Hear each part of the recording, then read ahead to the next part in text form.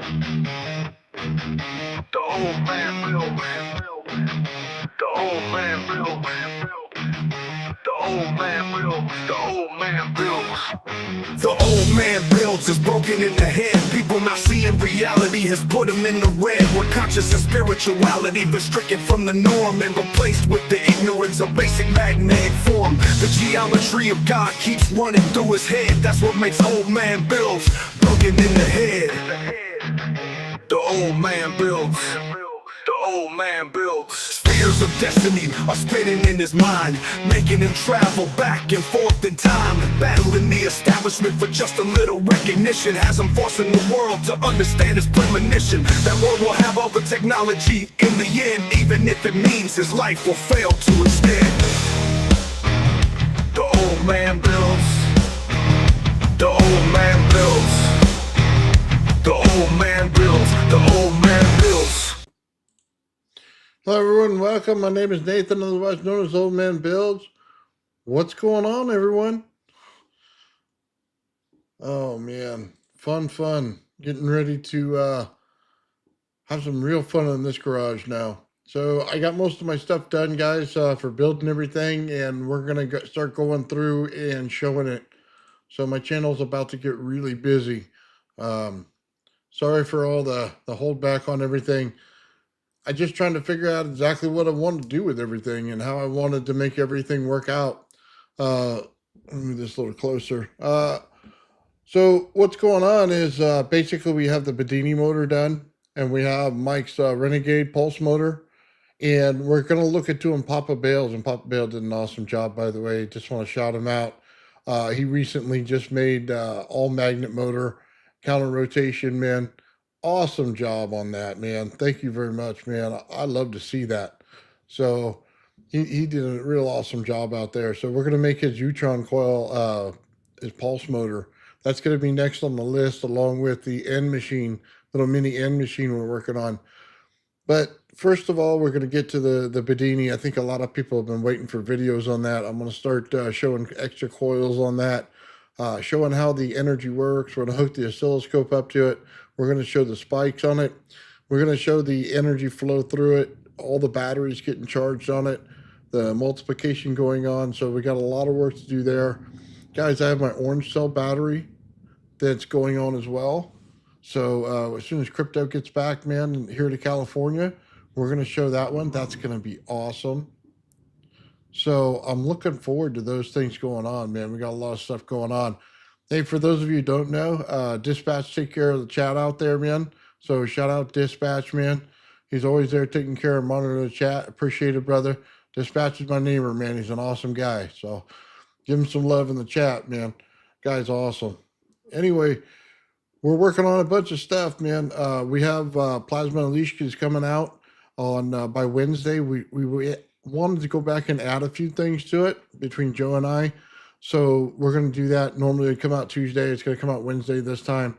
And we're going to shorten it down to 1 week after that. We figured out a different process to get that going. But some of the work coming out, if you've seen my shorts lately, you've seen what's going on there, man. It's absolutely fantastic what Sean's doing. And I think we're going to start to get to some understandings here. So, guys, I'm going to Tesla Tech this year. And I just want to let you guys know, it's going to be off the chain, man. I'm showing coupling.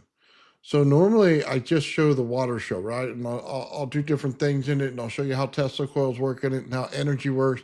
And what I'm actually showing you is the dielectric field. I know a lot of people don't understand it. They think it's static. It's really not. It's a form of energy on its own. It's a high voltage potential. And when I split the orange and stuff, I'm showing you the straight dielectric energy that's coming out of it. We call it an impulse, call it other things like that, but it's ultimately a dielectric field. And I'm going to step that up because this year, man, hopefully if everything goes right, we're going to be show energy coupling out of it. And that includes environmental energy. I'm going to take the energy in that room and couple it right to a single device, man. And we're going to start showing things that only the RAV has shown as of yet. And it comes down to a simple understanding, guys. I understood something years ago that other people didn't. Our environment is not what you really think it is. Say you go stand outside. You go, well, there's nothing there, right? Is that really true? Do you really think that? I mean, you don't really understand it until you break it down. You say, well, water has a thickness to it and it sits on the ground, right? Builds in pools and stuff like that. But when you get to the air, do you really think of it as what it is? See, we just think of it as an open area, not so much of what it really is. It's gas. It's all gas. All of it is a gas zone. Now think about that. If you're into anything that has to do with gas in a jar, right? You pressurize it. Compression to it, any kind of rotation to it, it has an effect to it. What are you not realizing what's going on? Well, it just comes down to how thick things are. We get in the water, we structure water. What do? We put voltage into the water, it creates little veins in the water. How is that done? Well, it's activating the it's activating the radiation in the water. Now, the radiation isn't always bad. Sometimes it's good. But it's activating the radiation in the water and it's structuring the water. It gives it a pathway to go. It creates veins in the water. It allows it to flow. It structures it and tightens it around it, right? Well, how do we make that even stronger? You see, when you get to the air and you're dealing with gas, it's not exactly the same way. It has a different viscosity, and because it has a different viscosity, it works at a different level. And we start to see it break down when you really realize what you're doing. 100 volts per meter as you go up. Well, why is that? It's because the gas is pulling apart. As the gas pulls apart, the electricity is more there. You start to notice it more. It starts to build up more. It's now showing you what it's hooking together with. It's taking the dielectricity in the air and it's showing you it's there. It's pulling the gas molecules apart and it's showing you the dielectricity. What happens when you get dielectricity? You basically get magnetic field that follows. That's why there's a sheath zone around the planet, because it immediately goes into the sheath. But what does it show you the rest of it is? It means as you go down, it just means that the molecules are closer together. Now we start to understand this the right way. Take a Tesla coil out with a ton of power, okay? Go in there and put you about 1,500 volts into it. Go take a exercise ball, just filled with regular air. Put it on top, but put tin foil around it. What you're going to get is a field that builds around it. You see, it activates the radiation in the air molecules themselves. All the gases that are right there are now going to start to structure. You're going to start to couple them. This is the important part of doing this. It's a very weak field because you're using the outside of a Tesla coil. Now understand this in a different way. You want to talk to it on its level. It works in dielectricity, so we want to remove the magnetic portion of the field. You see, this is where everybody gets it wrong. They continuously think they want the magnetism. Well, you can't throw a magnet out in the air and have it float because it's not in magnetism, it's in dielectricity. So now we have to look at it in the correct way. You're going to couple the dielectricity with the dielectricity of your Tesla coil from the inside. That's the field you want. That's the one that's going to structure the air. That's going to give the environmental condition necessary. That's what a lot of people don't understand. They think we're in a magnetic field because the magnetosphere builds out, but they're not understanding layering of energy. This is something that we're going to get into big time at Tesla Tech, guys. This is what I'm going to present on, and I'm going to show it exactly how it works. You see, I've known for a long time how gravity works and how anti-gravity works. It's fairly simple. It's that dielectricity that goes on between every single little atom. That's what holds it together. And how do we get to it? We have to resonate it. If you resonate it, you can pull them apart, but you can also grow the field. This is why it's important. You think resonation just happens in a Tesla coil. Well, it's not necessarily true. It happens in fields of energy. So as you rotate one thing one way, you rotate it another way, and rotate it another way. Now you start to understand what you're doing. You're going to couple those three fields together. You're going to do it in resonance. You're going to develop beat frequencies between it. And you're going to find the zone you need. This only happens in very small amounts of energy. And you got to understand the difference. This isn't a brute force attack. Brute force attack is, do I have 1,000,000 volts? Do I have 1,000,000 amps? That's a brute force attack. That's not what we want here. We want a low amount of energy, one that'll couple with it, not overpower it. We want to grab it. You think you go outside, you say, there's not a lot of energy out there. It doesn't feel like voltage is everywhere. Well, that's because dielectricity is not static electricity. Static electricity requires a component of like rubbing your feet against the ground, like your socks to the carpet. You have to do that in order to get static electricity. It's a charged state on top of your dielectricity. It is not dielectricity itself. This is very important, okay? So what do we want to do? We want to meet the field at its level. What will it give us? Well, when you couple fields, the energy amount increases. Why? Because you remove the resistance in the field. Now you get all the energy you want. You see, that's the trick. If you overpower it, you'll miss the correct zone. If you put it at the right zone the first time, then it'll couple with it and it'll start to build a condition. Let me give you a perfect example of how this works. If you simply go out and blow a bubble, go out there with your kids, take a little bubble and blow them, okay? Couple things you're going to notice, and this is a great advantage of seeing it. You're going to see it grows a prism around it. It's going to show light reflecting everywhere. If the bubble is the correct size, you're going to get something special. It's that bubble that lifts in the air. You're going to see on one side a blue light. You're going to see on the other side a red light. What exactly is that? Well, they blink back and forth. What you have in there is resonance that was created in there because the light itself has a frequency. And when it matches the other frequency, you get a beat frequency in between them. You're getting the work done. It's automatically oscillating for you. When it has that, it builds extra energy. When you have extra energy, it floats up. There's not a lot of energy in there, guys. It's being produced by the sunlight coming in.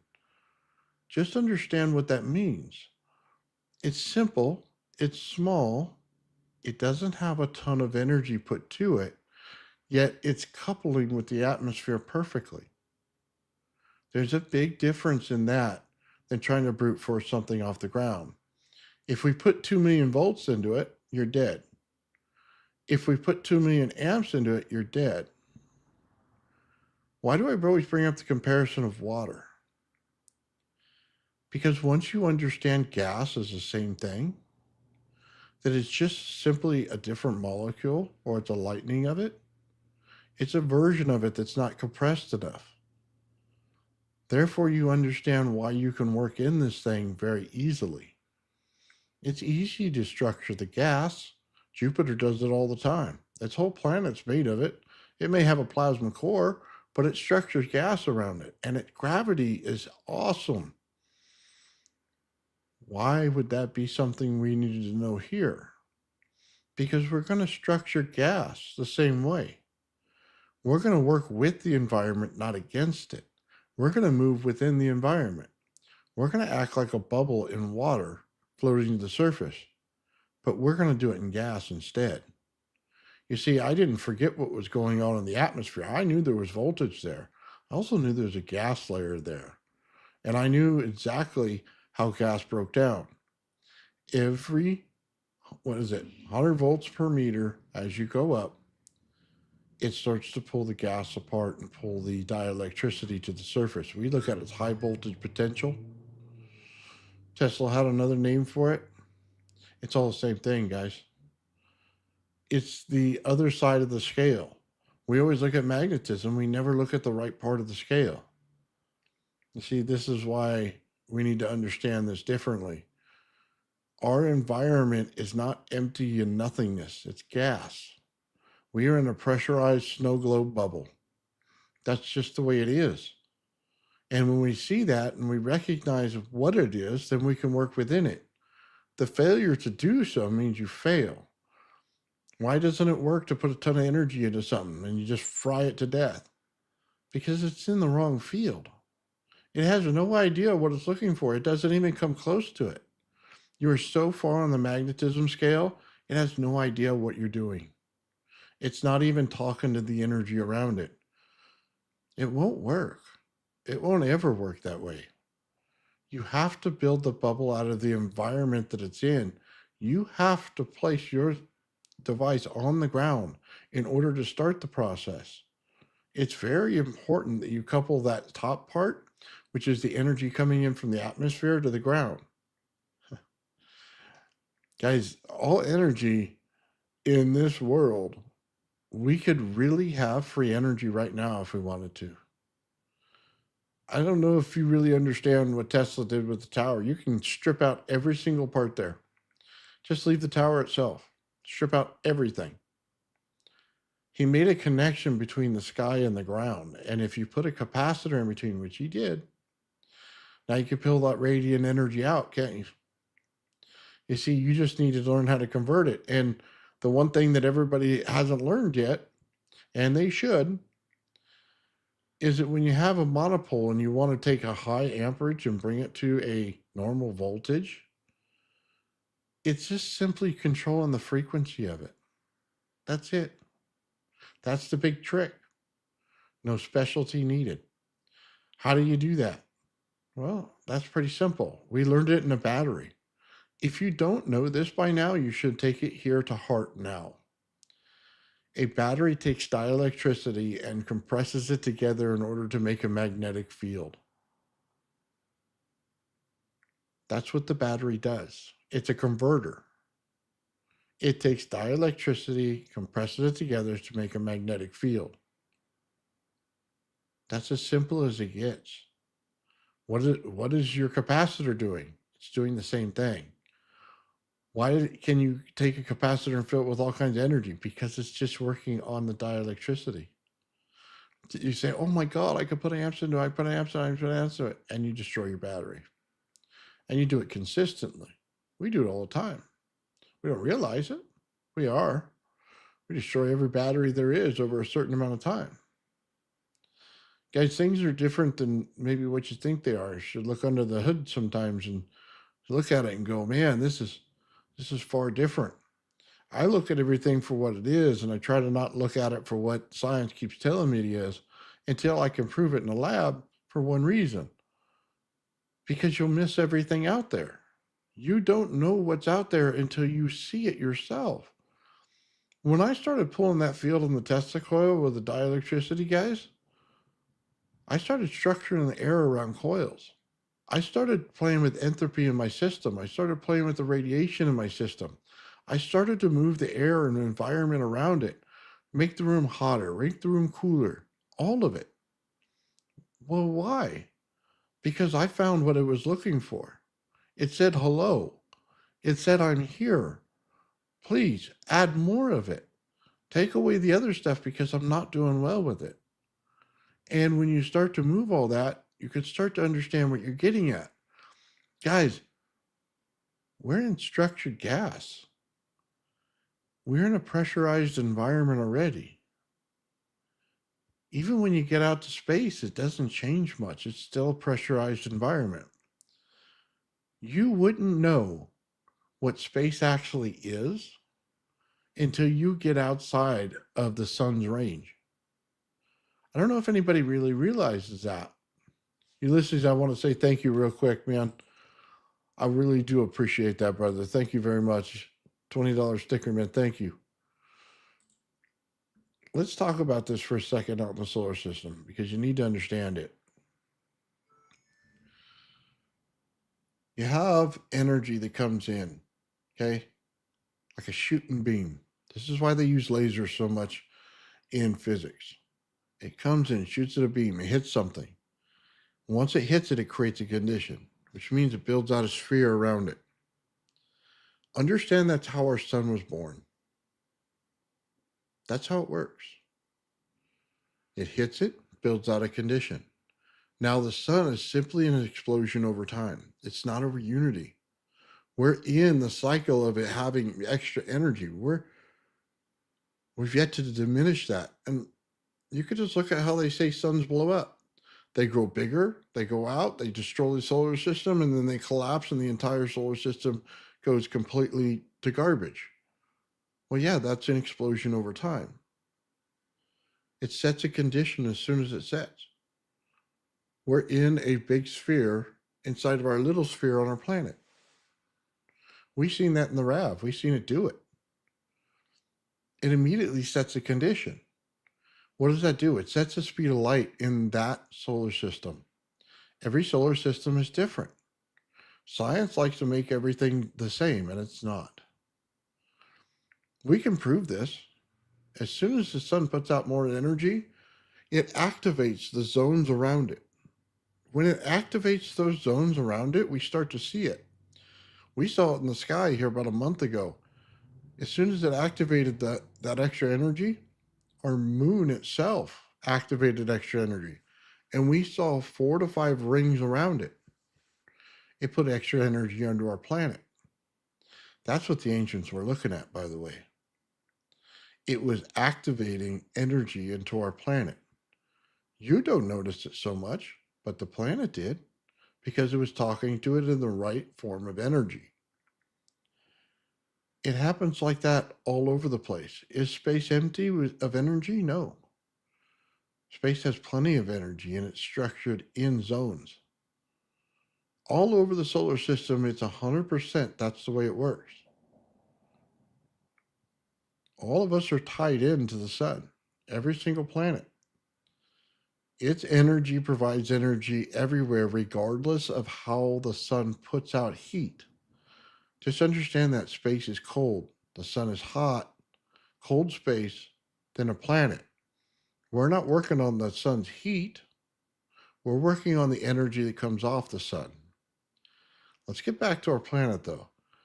We should realize how everything works together. We build zones. We build zones outside the planet. Okay? Right outside of it is layers. We have layers right outside, and it continues to hold what? Radiation. Why? Because the gas is dissipated at that point. What's left in energy? Radiation, entropy. We have systems out there. Energy told you was built of more than volts and amps. We're not listening. Volts, amps, radiation, entropy are all part of energy itself. We need to listen to that. You see, Maxwell didn't add everything into his equations because they didn't understand that. If you understand that, then you understand why it's working that way. They show up as a 0.0001% until you activate them. And then they start to overtake things. You see, it's just a simple scale. This one's high right now, then this one's low. Then this one over here is in medium, and this one over here is down here. Then we start to shift, and then they all change different values. That's how it works, guys. That's how energy works all the time. You say, well, in low voltage, we don't see any radiation. Well, that's not true. Put it in water. Radiation couples the water, and it allows it to flow in certain areas. That's what you're not seeing. It's always there. You just don't always activate it because you didn't put the compression on it. Tesla coil, you say, well, there's not a lot of radiation coming out of Tesla coil. Compress it. Put it into a glass tube, okay? And compress it in there. You get x-rays out of it. You go, well, x-rays are radiation. I go, well, I know that. Because I activated the energy from the Tesla coil as radiation because it was always there. You see, when we get to Tesla Tech, guys, all this is going to come out. I'm just going to share what anti-gravity really is and say what it's not and what are actual environmental conditions going on. I've known it for a long time, okay? I've worked on that gravity flyer forever. I know what's going on. I know what it did, when it did it, and how it did it. This thing that we live in is a misunderstanding. They keep contributing things that don't belong, or they don't see that gravity's emergent. And let me just tell you that right now, when we see the RAV, I need you to understand something. You see those little dots that show up in there, and they're in a pattern. And then there's another circular pattern that builds up inside of it. Okay. And you have one center dot. That's exactly how an atom builds out. That's why the RAV is so important.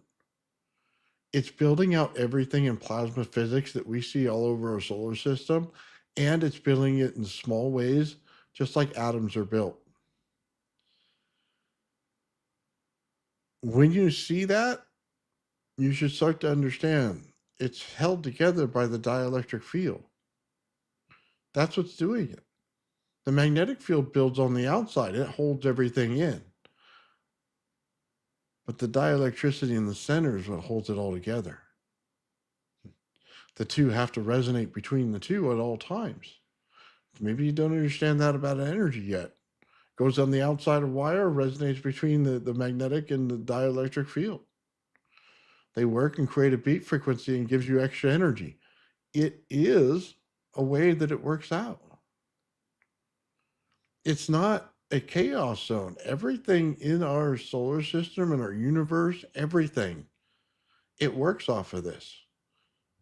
We have resonance in systems, guys. We also have the fifths in there. We have harmonics. Why? Because as you see the RAV field build out, it's giving you literally the harmonic zone. If I say it builds out at 90 kilohertz, then the next layer is at 95, then the next layer is 100. I am harmonically balanced between all three of those at all times. I am literally going to get to the fifth scale by the time I'm done doing this. The harmonics build out properly. The sound builds out inside of it. As it runs in the proper way, it removes the impedance and has laminar flow. It picks up extra energy more and more and more, makes it go faster, and they turn like gears, one upon the next. As they build out more and more, we start to see the satellites build out in the RAVs. There's more than one. I've seen up to 3.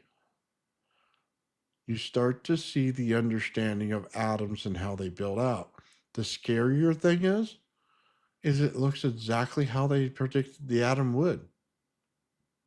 The only difference is the inside the protons and neutrons, okay, they don't sit together.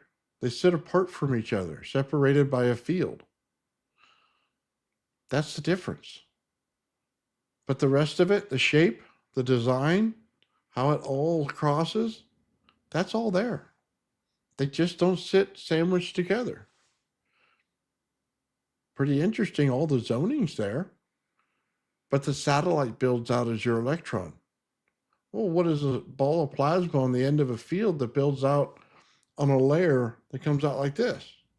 Well, and it builds like this. Well, it ties a knot in an electron. That's exactly what it is. And it shows you in the RAV. Every time you have a satellite, you have an electron. Guys, it's predictable. It becomes very, very predictable on what's going on. It literally builds out the same way. It's 100% proof that that's what science was looking at. You see, science is way, way beyond us, not the people on YouTube. They're so far behind on what actual science is versus what the US would have or other countries would have. They're so far beyond this. They already understood the coupling of energy. They understand the fields.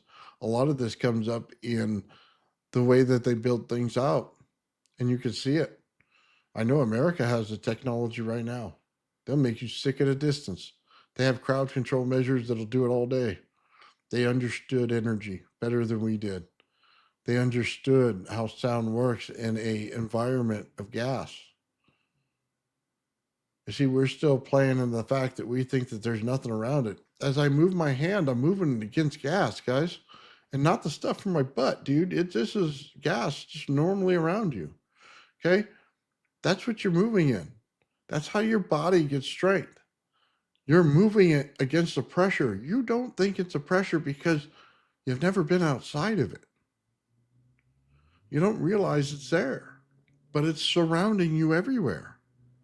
So as you're in your environment now and you start to structure the gas in there and you start to see fields build out, it shouldn't surprise you that they're there. They've always been there.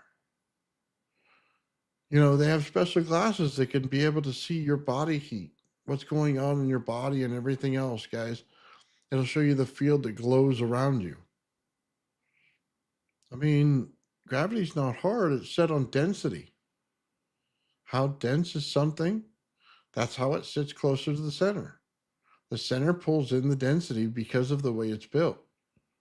As soon as you build the core out and it puts the first sheath layer out, there's an exact way that everything builds out from there. And it'll always build in the same direction. That's what gravity is. It's the difference between the sheath layer and the density of the person of the environmental condition you're in. That's it. We have a different density in water. We have a different density in gas. And it builds out the same way. Go take electrolysis, for example. Go over and look at one of Bernie's experiments. Tell me how many levels you see. You see, there's the answer right there, isn't it? Gas at the top. The water separates from anything with material in it. The next color of material comes into it. Then you get to the stuff that builds out from all the material you're breaking down at the bottom. Then another layer goes beyond that. It's all based on density. How dense is that material that he broke down?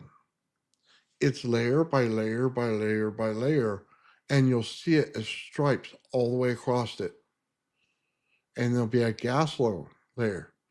The gas layer based on density, how closely packed they are, it builds out in the atmosphere. As they pull apart, the dielectricity layer shows itself.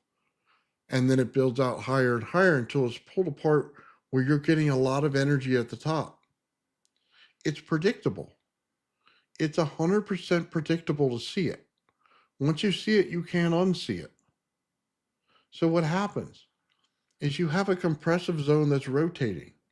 What happens to things in rotation?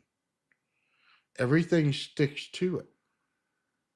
Then the second layer builds out on top of it. And it holds the outer layer. Spin a ball in water. The outer layer will grow a shell. It's invisible for you to see, but it structured the gas so that water can stay on the outside. But on the inside, it's compressing the energy inside. Based on the density, it'll start doing it towards the center.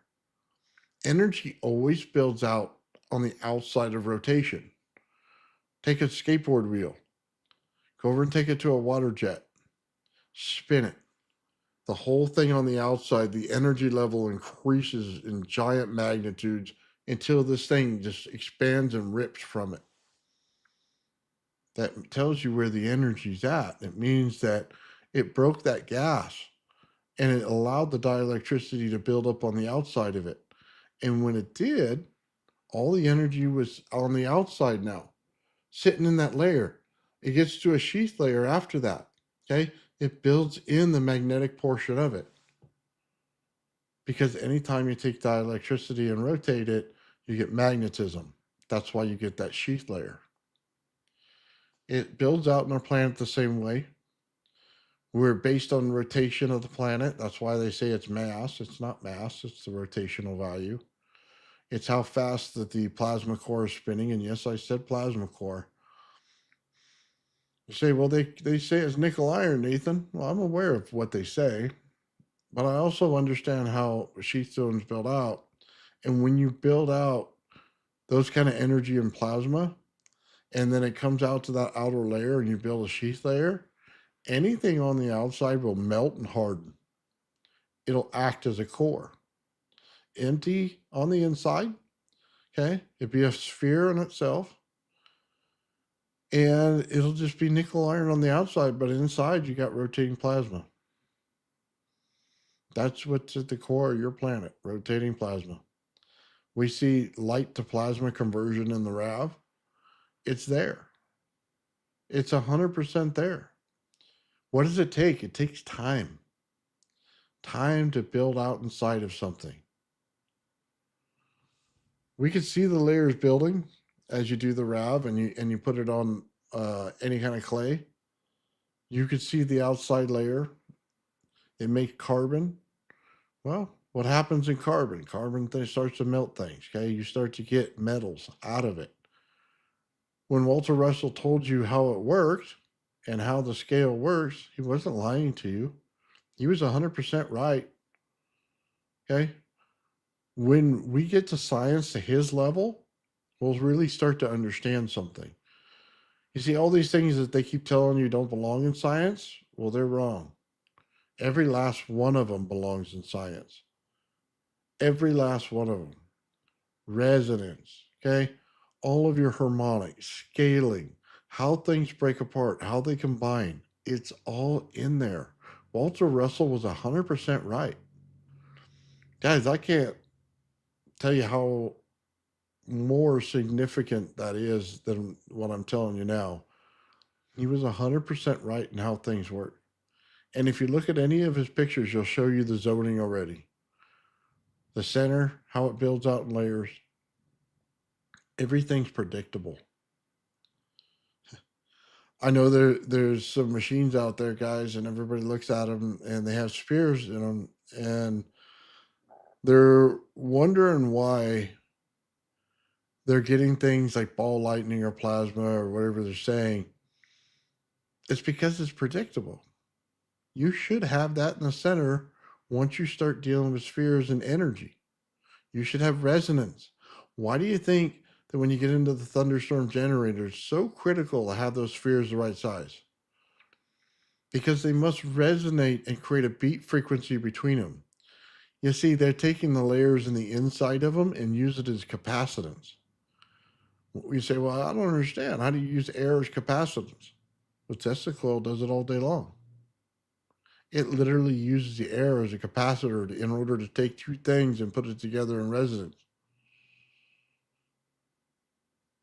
It's a difference in energy between them. They don't have the same value of energy. One will be high, one will be low, but there'll be a beat frequency. It goes off in between them. What does that mean for you? It means it gives an extra amount of energy. The only thing that has to happen inside that thunderstorm generator is it has to swirl the energy. And it has to do it in two different ways. One sphere must rotate the energy one way. The other sphere must rotate it the opposite. That's the only way you get ball lightning out of it. That is going to be a fundamental fact in plasma physics that we're all going to have to become very much aware of. It doesn't build on the outside. That's just heat. Those are not. And let me repeat that. Those are not ball lightning. That's impurities in metal. I've seen it. I looked at it. I saw it. It's not what you keep saying it is. When you start looking at the pottery and stuff that we use in the RAV, everything Bob Greenyer says is right there. Except for there's no donut. The donut's based on a compression factor. You would have to change that compression factor to make a donut. You would have to take the spheres themselves and make them into donuts to get that. Is the energy still there on the outside? Yes. And I'll tell you how I know that. Go look at the bubble again. Remember I was telling you about the little bubble? And the little blue light and the little red light? They sit on both sides. There's no donut there. It's spherical. That bubble is a sphere. It's not a donut. But the two lights are on both sides. And they're blinking back and forth. they're creating the exact zone that he's doing. It's creating the condition. Why? Because they build out, once you build out those little lights, they build out in spheres like this. So what does it end up doing? Creates a sphere here, creates a sphere here. They build out. The zones intersect in the center, so it creates this. Okay? It's 100% predictable. It is forming the shape that he thinks that it's supposed to, but that's not exactly how the main shape builds out. Yeah, the two on the sides will form a donut, but that's not the shape it originated in. It must originate in a sphere where the both sides are on side of the sphere, and the energy builds out and builds out and builds out and creates the funnel. Building things and how they build out matters 1,000,000%. You must understand this. You cannot go and force something that is not natural. It costs you energy. It costs you the understanding of doing things right. Things build out in spheres naturally in nature. Donuts do not. We start to look at plasma physics and you see them building out in donuts and you know it's a failure. As soon as you see it, you know it's a failure. Because it's not the fact that it makes the donut shape, it's how it did it. It's the spherical, it's the two lights on both sides. You can see it in any bubble that you put up. Go out and blow some bubbles today and go look at it. The actual color around it is gorgeous. It's a prism. It's a light prism. Which wavelength is getting through to each side and creating those two lights that go on both sides? Those are what builds out and gives you your shape, gives you your flow, gives you your funnel. It gives you this shape. I'm not denying that it's all there. I'm telling you it is. I'm telling you, you better learn how it builds in the beginning, because if you don't, it's a fundamental failure when you go to replicate it. You won't be able to. You'll start building things with coils that look like a donut and wrapping things around it, and it's 100% a failure. Why? Because you need it to build out in spherical form on each side. Each one of those lights builds out in a sphere. If you don't have that, the fundamental structure on the inside doesn't exist.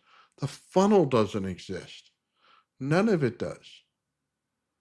We know as these things rotate, the only way that they get to rotate to have the funnel is to go like this.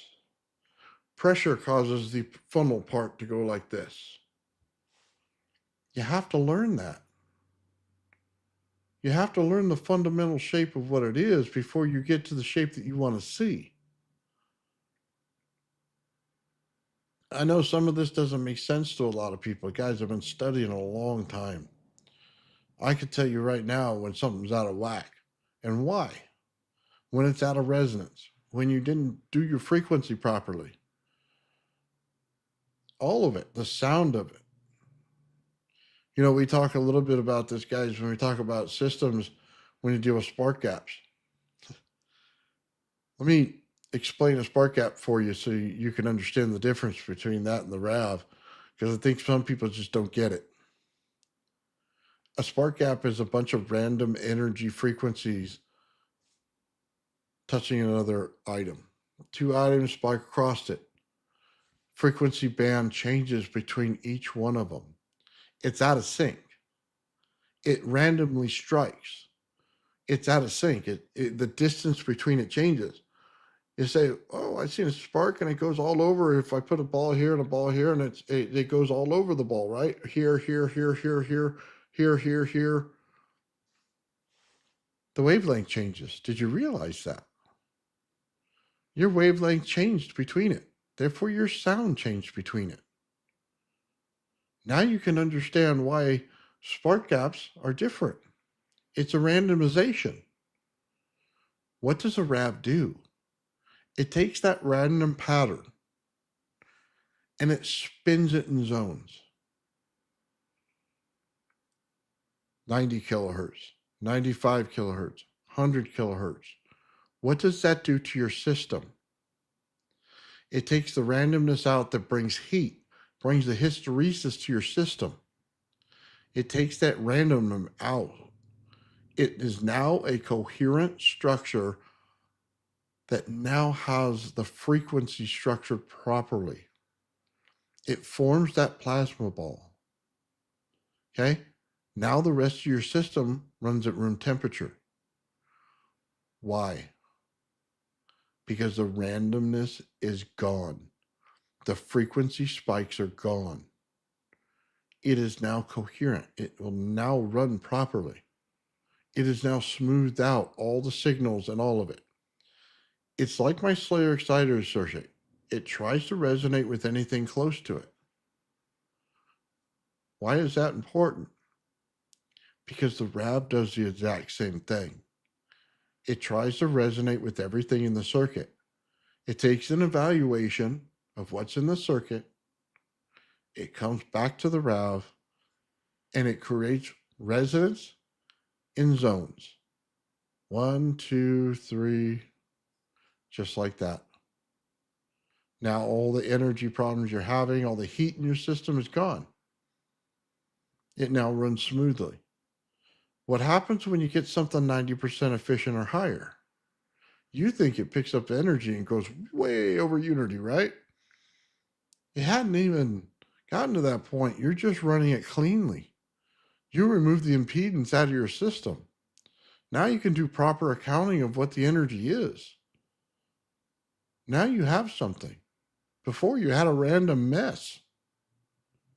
This is the difference between knowing it and not knowing it.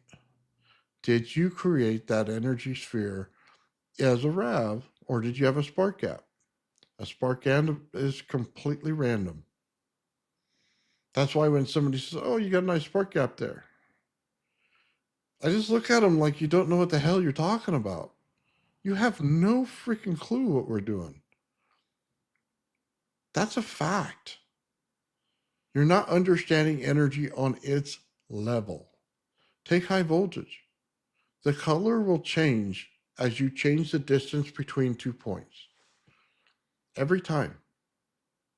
You say, well, it's always purple. No, it's not. It goes to yellow. It goes to white. There's a whole color spectrum in high voltage itself because you're changing the gap distance. You're changing your wavelength. As soon as you change that, you change the color. You change the frequency, that means the spark gap is random. When you put it in coherence, you put it in the RAV, it starts to rotate it, builds out in zones. It accounts for the randomness inside of those zones and eliminates it.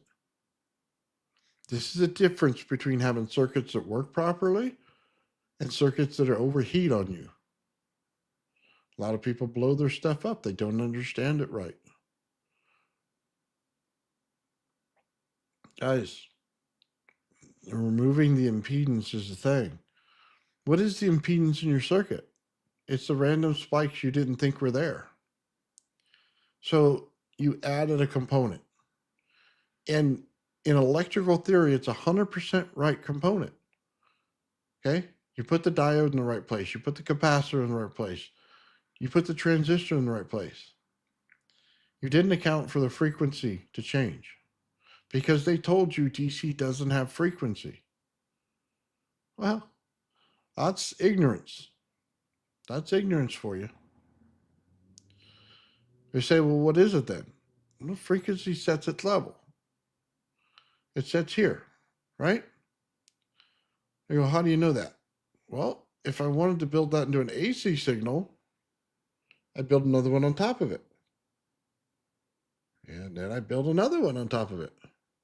I now have an AC signal. Well, you can't get to the AC frequency at the top without each layer being built. Therefore, DC has frequency in it. It's just set at a certain level and doesn't change until you put random parts in a system. Then it builds another layer on top of it. Now I have an energy spike, and I have hysteresis in my system. I now have unwanted heat. That's a simple electronics thing. Not a lot of people in electronics really understand what that means. They go, I've been an electronics engineer for a long time. Yeah, you follow the textbook and you do it right. I'm not disagreeing with you. What I'm telling you is you're causing unwanted heat in your system and you're not realizing it. I realized it because I had to remove it. I had to figure out why you had random spikes going on everywhere. Here's a test for you. Set up piezos, one after the other. Can you put them in a chain in order to make them move something? You're going to take the pressure in the air and you're going to make it move. Can you do it one to the next to the next? That's your test. Not a lot of people can do it. Why? Because they don't understand when the oscilloscope goes random on you, you had the wrong energy in there. It hit it at the wrong point. Your timing sucks. You go, oh, well, I timed it out to hit at this thing. Well, that's timing for you. That's not timing that it needs. It needs to hit the pressure wave at the same point of the previous pressure wave. What does that mean? The height of the pressure wave keeps moving up. As the next one comes in, it must match it at its level. That pushes it faster. If you don't realize that, your spacing's wrong. You say, well, I put them all an inch apart. It doesn't work at an inch and apart. It works where the pressure is applied. If it builds out here, the next one, you better hit it when it builds out right there. The next one after that's going to grow. You better hit it where it grows. And it'll grow again. You better hit it where it grows. Otherwise, you're just swiping at it. You're throwing random crap at it. You're not even hitting the circle. Okay? You're over there playing darts and rings, and you're not even hitting the ring. Okay? You're just flowing right through it, around it, everywhere. You have no clue where it's at. No clue. You should see energy spikes on your oscilloscope go from here, boom, doubled, doubled, doubled, all the way out. Okay? It'll form a cone on the way out. That's how you set that system up. You want to move something using piezos doing that? What do they call an EM machine or some kind of whatever the name is? You better learn that. Hit the energy where the energy is, not where it's not. Or else you're just basically farting in the wind. I mean, I hate to say it that way, but it's 100% fact. You need to learn that you're in a gas environment, and in that gas environment, it sets up where everything's structured. It's not random. Things are not random. They structure properly in gas. That's what you're missing. If it was in open environment, if nothing was around it, if there was no gas around it, it'd be different. But that's not the case. There's gas all around it. Therefore, everything is structured. It has a structure to it. There's no randomness to it. It is 100% structured in the environment. I don't know how to make that any clearer to anyone.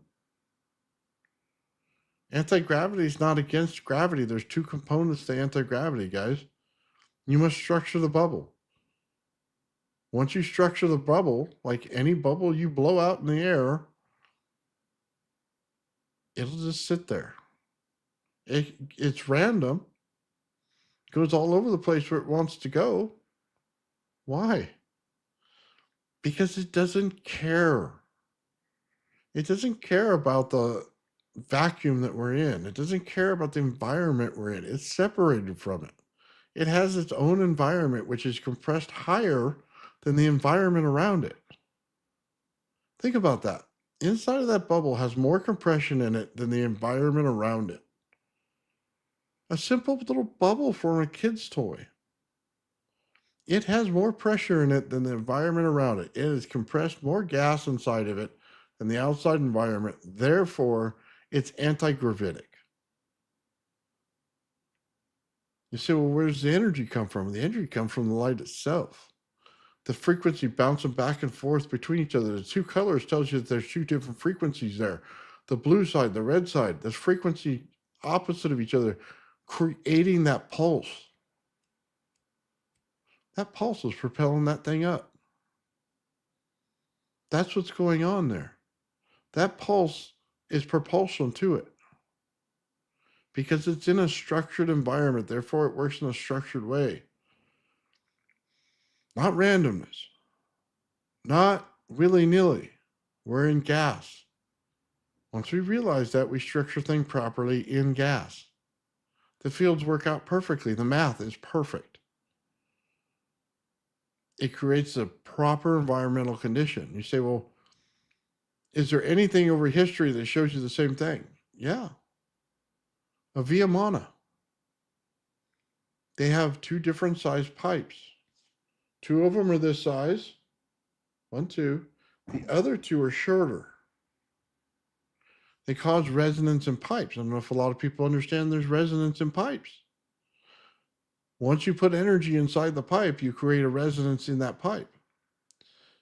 You have two different ones. They have a beat frequency between them. The pulse is your propulsion. The resonance has to be created between two cylinders to have resonance on one. The other shorter cylinders have to create a resonance on the other. The beat frequency between them is your pulse. That's your propulsion. That's a Viamana. That's how they work. Why did they know that? Because they knew that they were in a gas. It wasn't random openness. We are in a gas environment. There's no question about that. Go over and look it up. They'll tell you all the gases that are in the environment.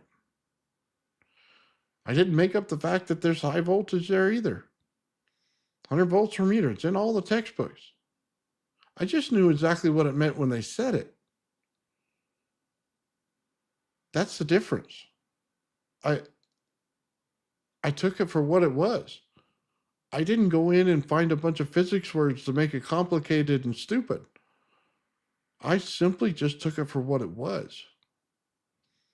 Then I know exactly what I need to do. My mission was very clear. I took everything that was in the environment that it gave me, and then I put it into the math formula.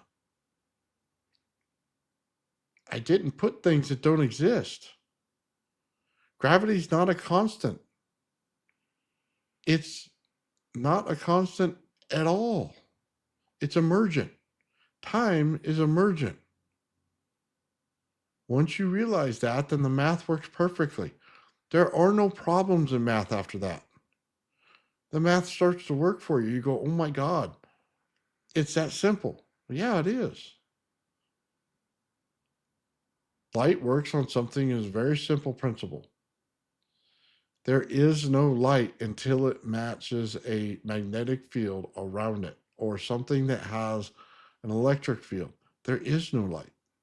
It's energy. It must repel off something. Your room is dark. That light is putting out energy. The energy strikes something and then a color is produced. It's not turn on the light bulb and everything's instantly bright. That's not how it works. That's why everything has a different color to it. It's the reflection is what you're looking at. There is no conservation of energy either. Energy is time. Just understand this. The sun is an explosion over time. It puts out a higher amount of energy at certain points. The time dilation inside that sun is so slow that it takes forever for that explosion to happen, but it's going to happen.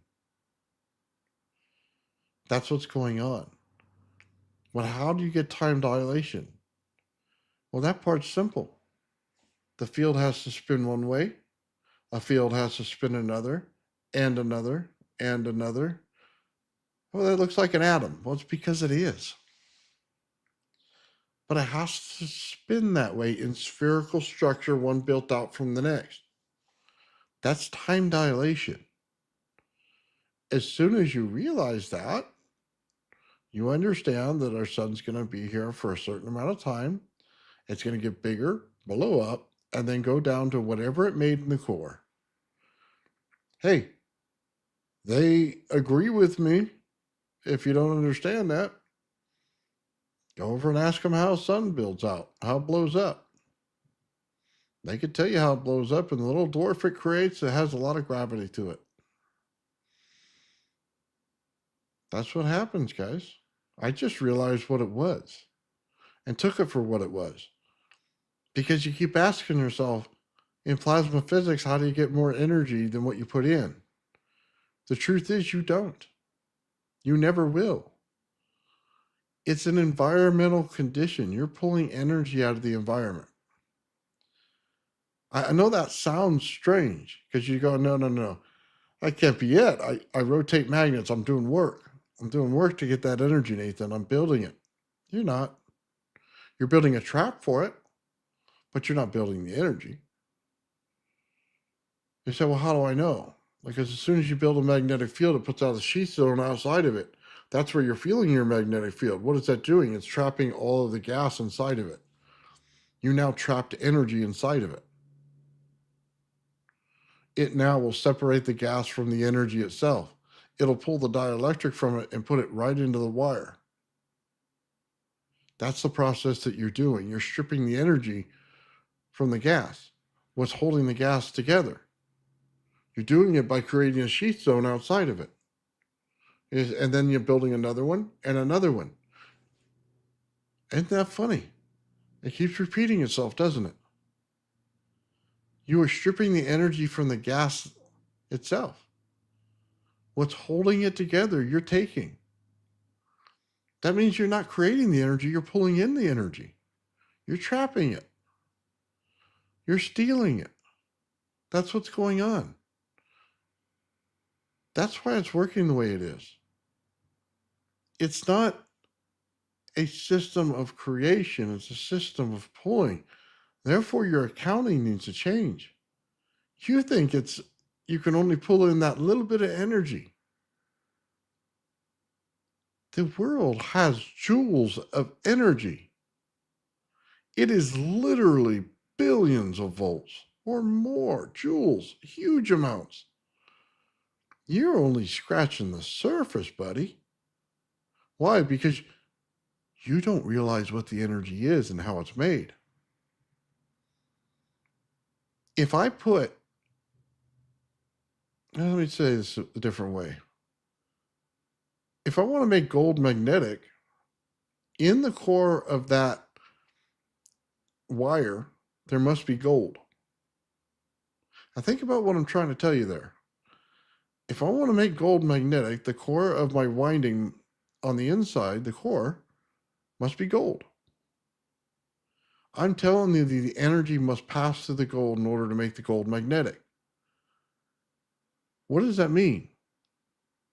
It means on your oscilloscope, gold is going to show up differently as a core than iron would. It's going to have a different magnetic signature. If I put silver in there, it's going to have a different magnetic signature. Say I put cobalt in there, it's going to have one as well. What is the problem we run into when you realize this? The planet has every single kind of metal there is.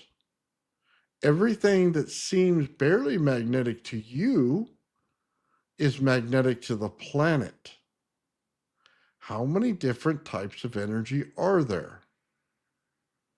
Now you get the problem. You're pulling in one field. You're not pulling in all the energy. In every over-unity system that claims it, has 3 types of metals. Okay? They create a structure at the core that is different metals. It is not all iron. This is the failure we're having. It's the mesh of material inside the core which dictates how much energy it pulls in. Understand what I'm saying here. In order to build the fields that would go within gravity, you must now create all of the energy fields that go on inside the Earth. That doesn't work. Is it possible? Yes. Will you achieve it? No. So, what does mess with gravity? It's the factors that created it: resonance, frequency. Frequency on its own wouldn't do it. Or else you could turn on your AM radio and be flying in the air with it, right? Hey, we ain't Mary Poppins here, are we? We're not going to turn on a radio, open our umbrella, and start flying. Frequency alone can't do it. It must be in resonance. I'm telling you, energy is a different animal than you think it is. And shout out Traveling Fools, man. We're going to have a fun show on Friday like we always do, guys. I love that place, dude. It's where I belong, man. Thank you for having me there, guys. What's going on, man? Everybody's in the chat today. Guys, look, I'm trying to explain something to you that it's a mastery of an understanding of energy. I understand it because they build it. It's old man builds, not old man pontificates, and old man sits on his fist and leans back on his thumb. I built these things. I look at how they work, and I'm expressing to you the way they work. And if you test them, you're going to find the same answer I'm giving you. Those fields build out differently through every type of material you put them in. Why would you ever use bismuth in a system between two pieces of aluminum? Convection. Eddy currents to create convection.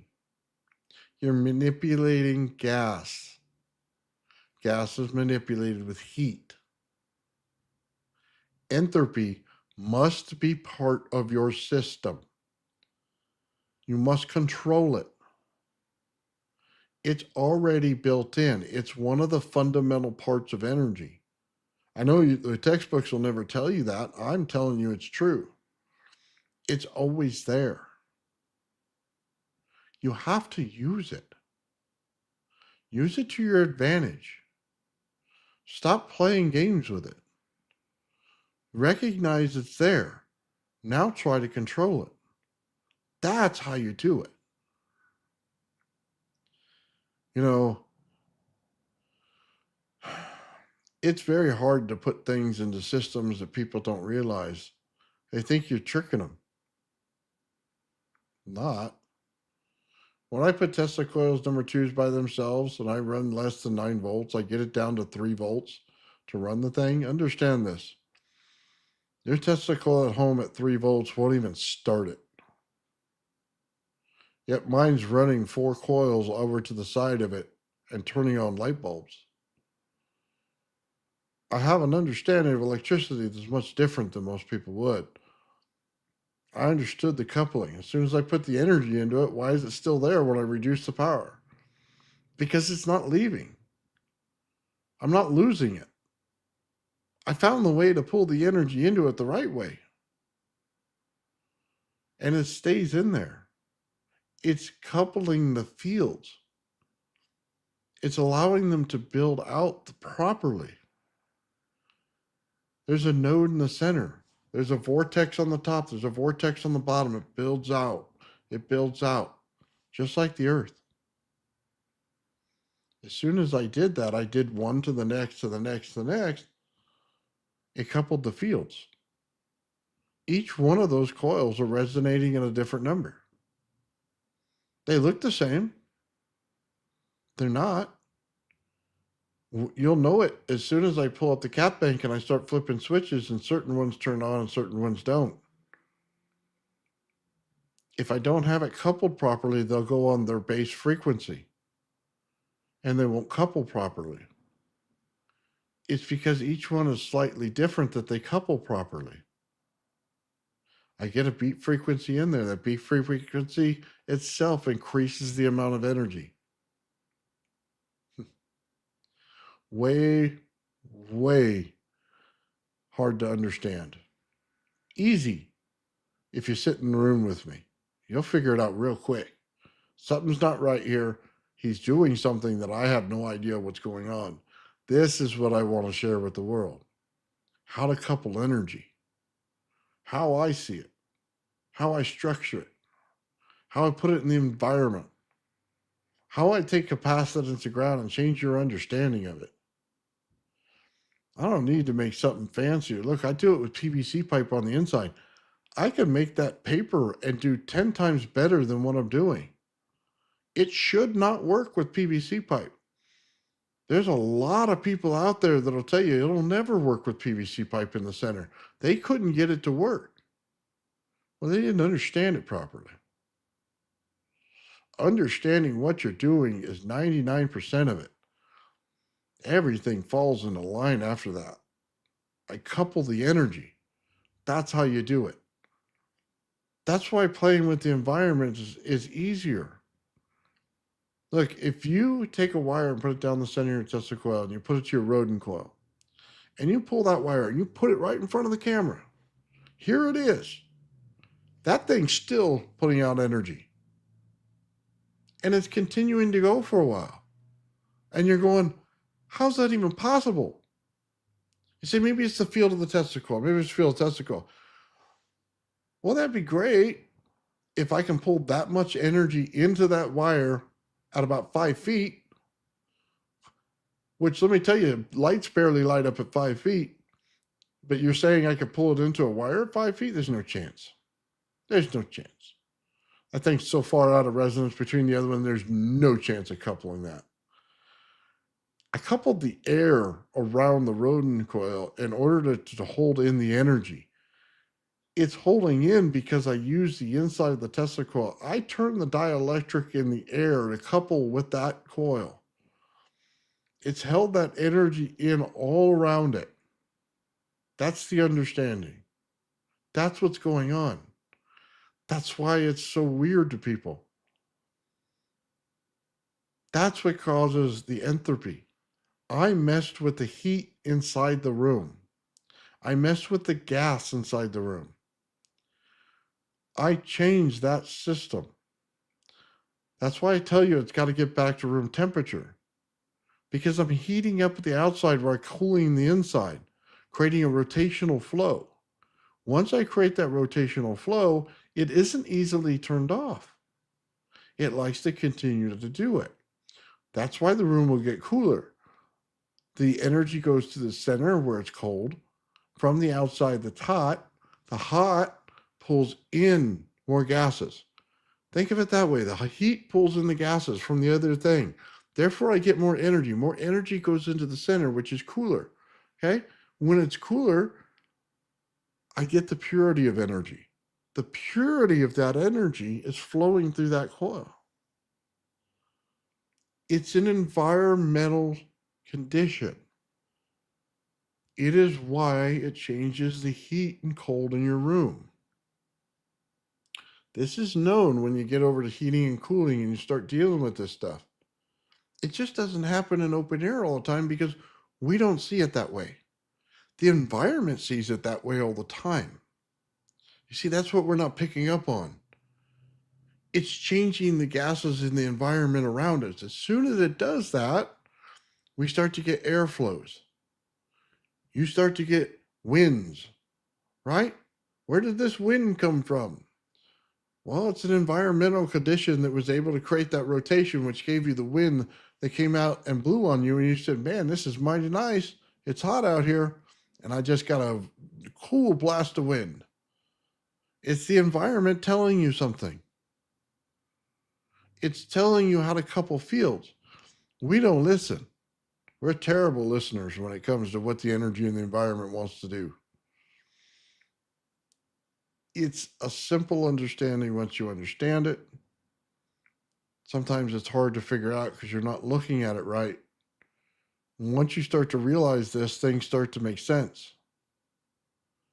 Now you see why water flows the way it does. You see why the energy's in the water. You see why there's energy all around us and all the flow. Everything has electricity in it.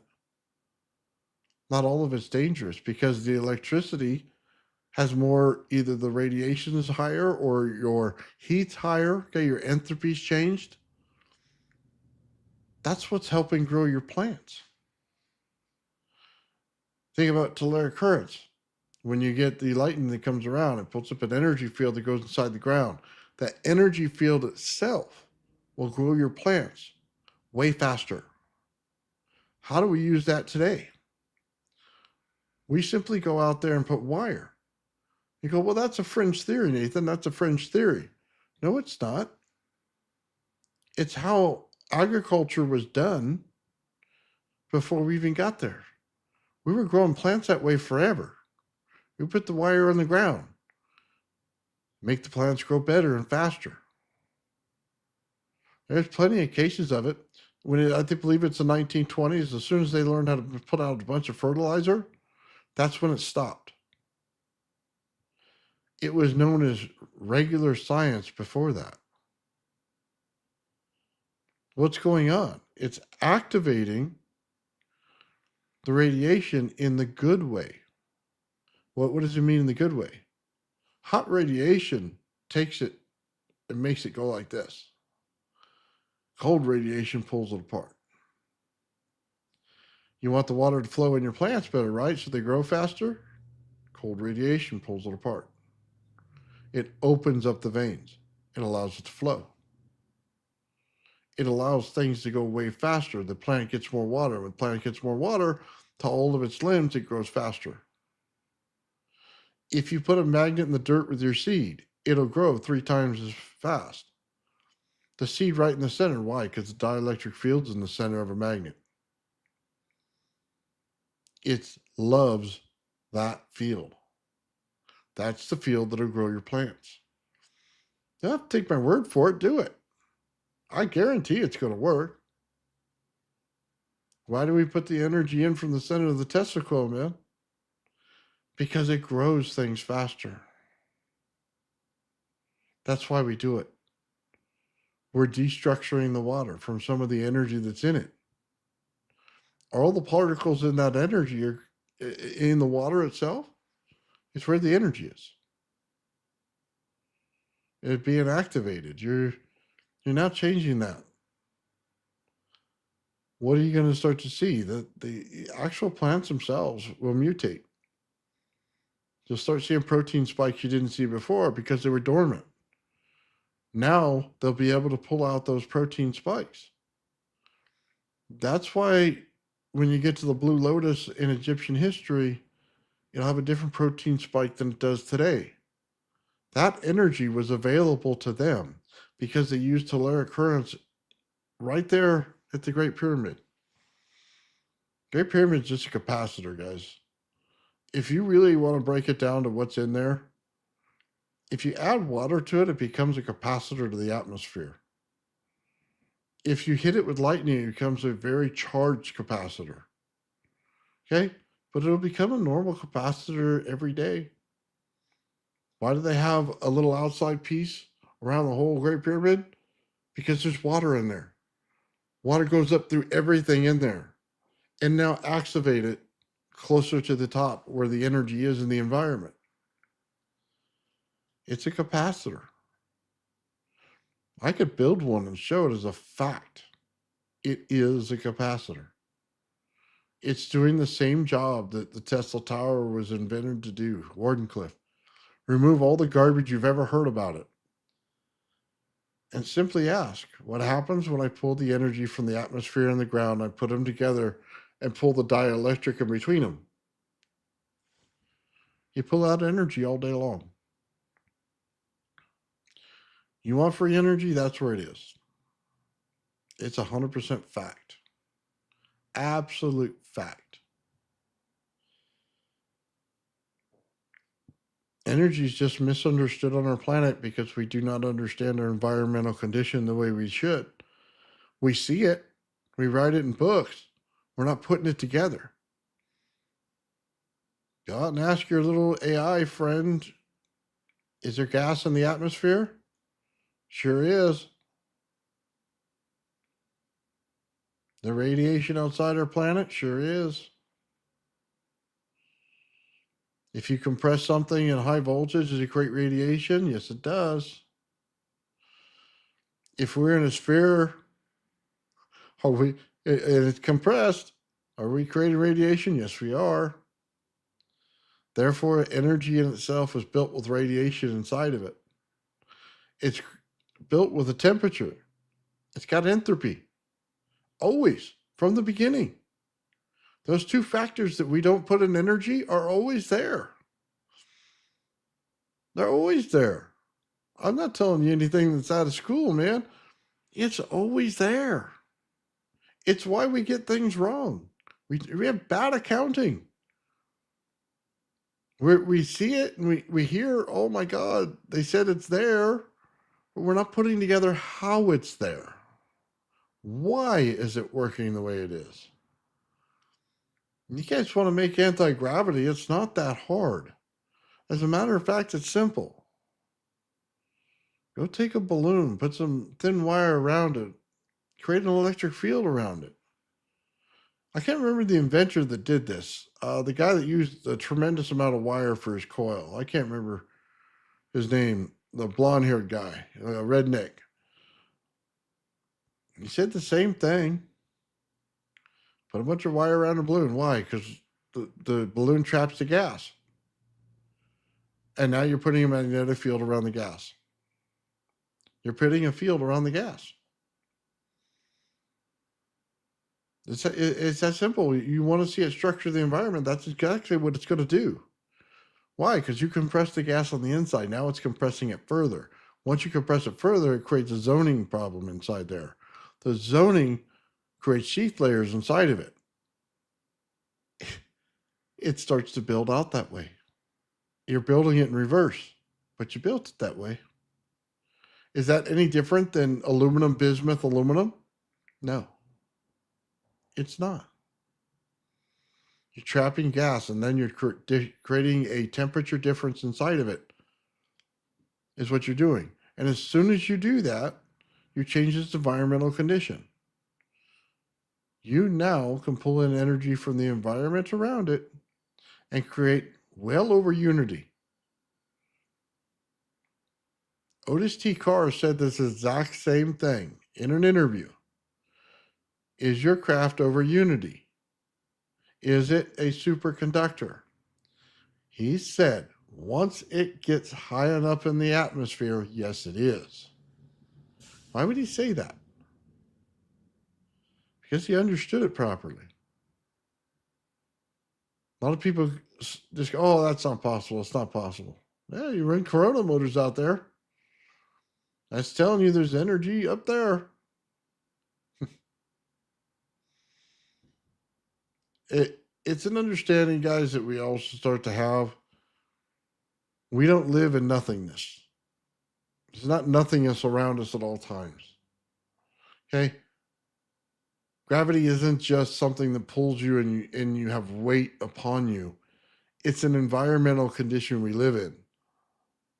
We live in an area of gas. Pushing my hands back and forth works out my muscles because I'm pushing gas out of the way for my hands to exist in that zone.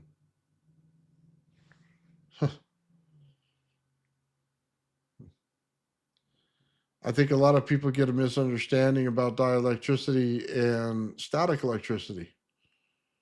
I can create dielectricity at a whim. I could do it between two oranges. Okay, between two burritos.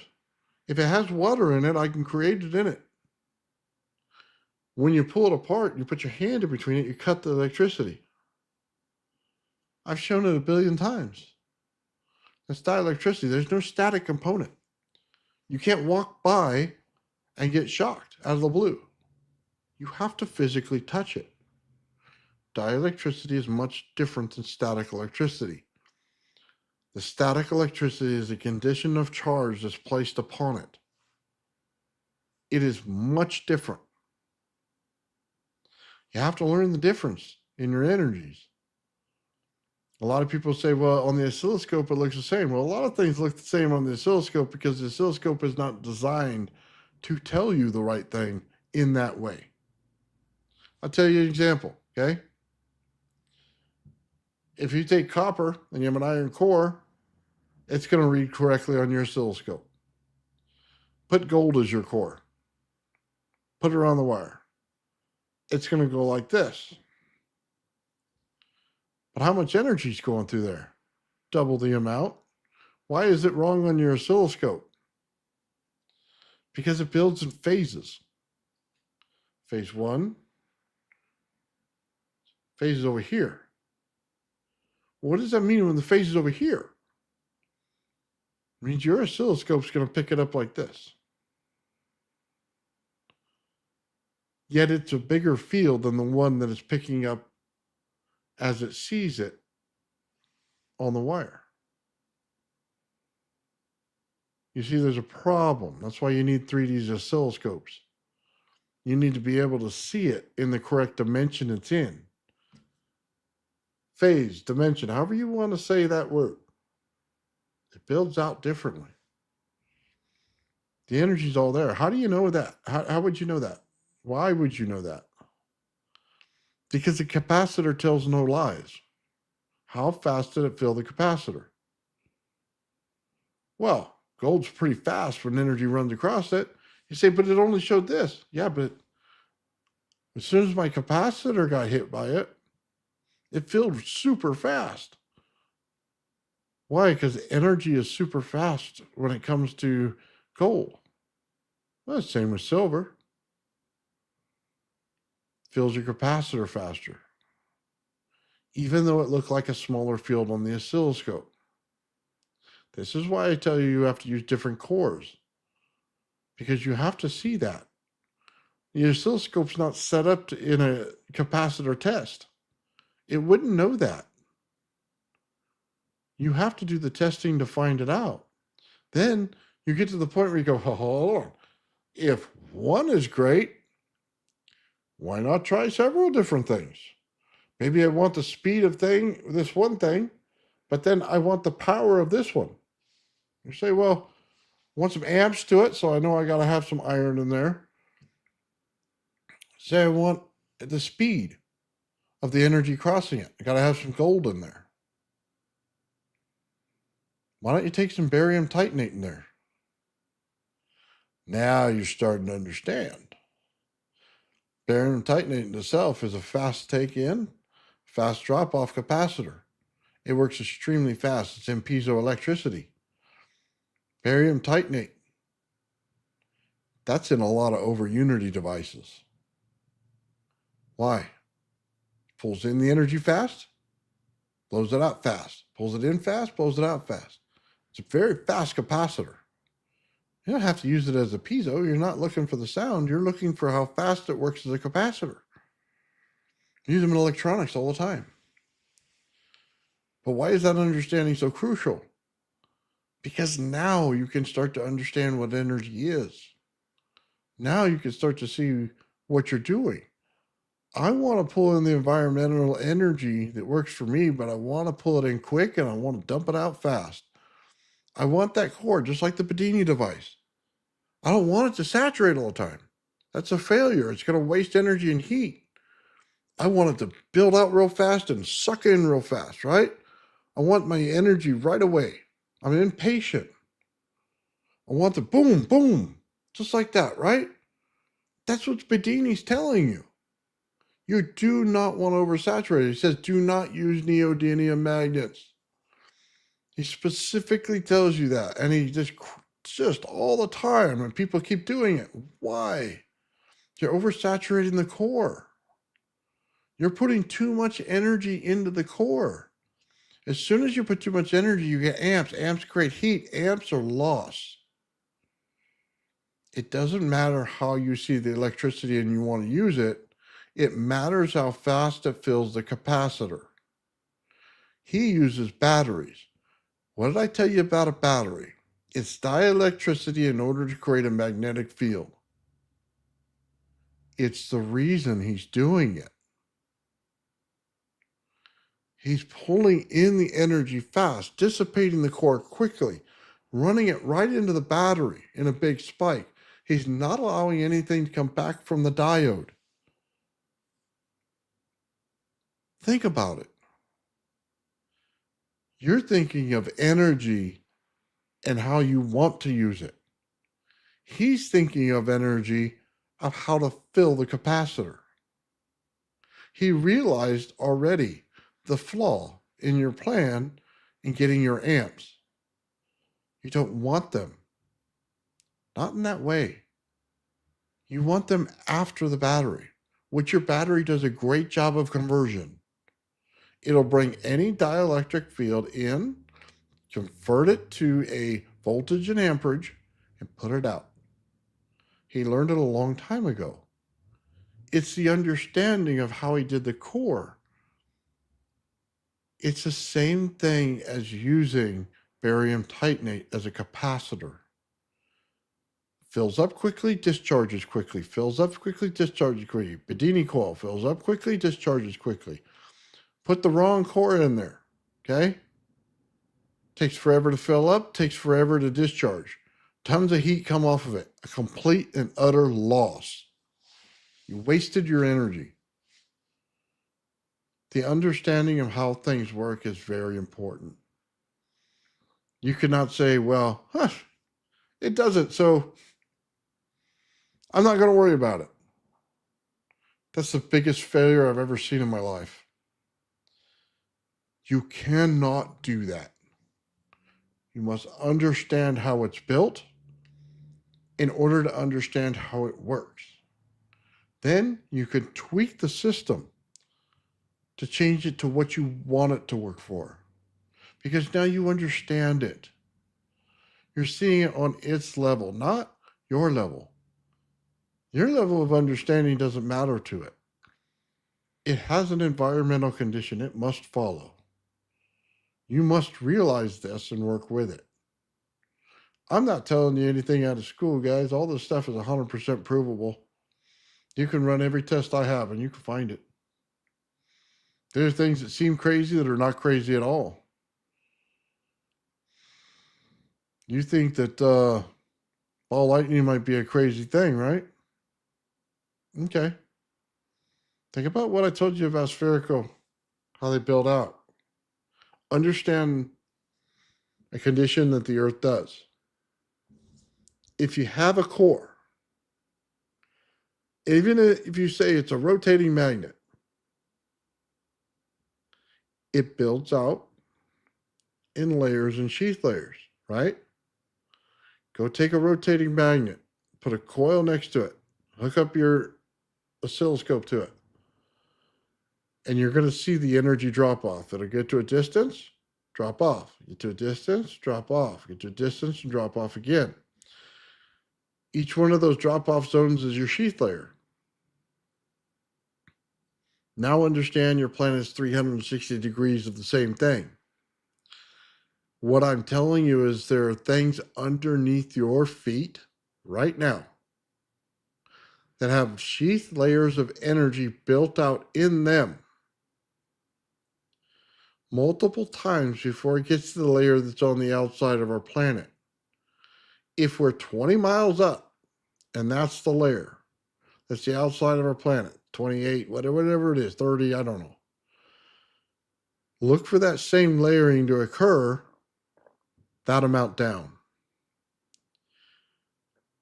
How would I know that? Russia built a hole. They were trying to find out exactly how far they can go down in the earth. By the time they got done digging it, they said it sounded like hell, like Dante's Inferno. Why is that the case? Because sound exists at that point. You're going to find all kinds of it. All kinds of it. Your bits will heat up. They'll malfunction. everything's going to go wrong because you didn't realize the condition you were digging into. They say there's no sound in space. That's ignorance. Complete ignorance for you. You're creating a fictional structure and environment where you think there is no sound. But then you go to the satellite by the sun, there's sound. It's an ignorance. You can't shout out there. That's right, you can't. But there's sound, just like there is in the center of our planet. Could there be an inner Earth? Absolutely. But it wouldn't build out the way you would think about it. You say, well, it's just a whole nother zone and there's got to be a sun up there somewhere. No, it builds in between the sheath zones. And we see it. You could go over to places of this, of our whole Earth, and it'll look like a cave that's in there, right? And it'll be perfectly structured in its own separate environment. Think about that. Have trees, has everything in it, has its own light it produces. It's not sunlight in there. It produces its own light. Its plant structures grow fine. And think, how is this possible? It's possible because we build out in sheath layers. As soon as you realize that, you understand that down there, the energy's different. Down there, gravity's different. You have to understand things on its level. If you understand what's going on, you automatically knew that. If you didn't realize what's going on, well, it's going to be a surprise to you. Ancient people knew this. They knew a lot of things that we don't really know. You know, there's a lot of different devices they try to tell you over time and what they are. And you never really realize them until you get to it. There's a device out there, okay? And I believe it's hexagon on hexagon on hexagon on hexagon, okay? The 5-side, okay? And there's little balls on the end of it, okay? Bunch of them. In the inside, it's a prism. For those of you who do not understand this, the reason there's circles on the outside on different sizes is because the inside is a light prism. If you were to construct that, that's exactly how an atom would build out. Think about it. Light is the source of every atom. It builds out as a prism on the inside and builds out the satellites on the outside, creating the perfect structure for everything else to build out all the sheath zones from. They knew it. It wasn't a candle holder, wasn't all those goofy things they say it is. It's a mathematical fact of how it works. Light is in a prism, which creates any spherical form of energy.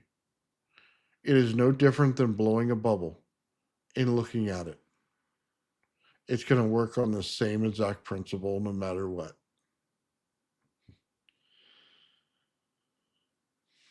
It's exactly how you would build it out in the planet. It's exactly why you see it as a figure 8. If one side's red, the other side's blue, all day. All day. It's an energy transfer between the two. It's no such thing as the donut until the environmental condition gives you the bubble. The bubble therefore builds out the donut. If you start out with a donut, you failed. You didn't understand it properly. It builds out in a sphere. From that sphere, you can build your donut. Each one of the spheres is a different color, builds out its zoning and sheath zones. As they cross, you get this. As they build out one from another, you get the flow and you get a cone. God, I hope people can understand that. That's what I'm going to show people at Tesla Tech. That's what people should start to understand. Way beyond the understanding of what everybody else has. Way beyond the understanding that most people who play with this stuff every day can understand.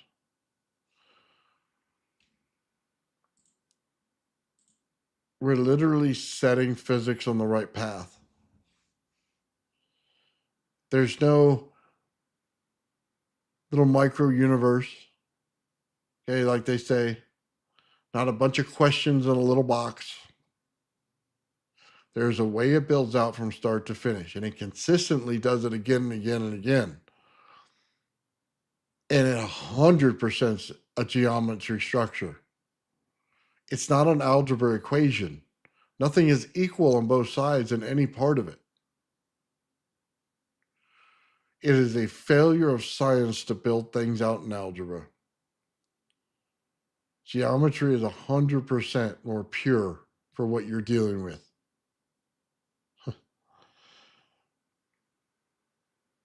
Yeah, you're right, Darren. When you spin the 8, you get the donut. But in order to create the two sides that it creates to do the figure 8, the holes in the center, you had to build the sphere.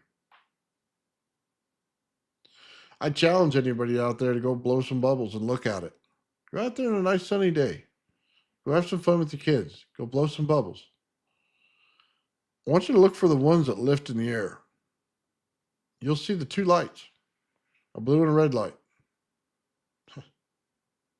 Hell, we just saw it coming through our atmosphere, didn't we? That thing that just came through, 3i Atlas, did the same thing. Had the same structure going on in it. I said, why would it do that? Why do you think? It came by our planet and came by our sun and reset some of the values that go on inside of the resonance field that we have in both. I don't know if people understand that. It changed some of the condition going on.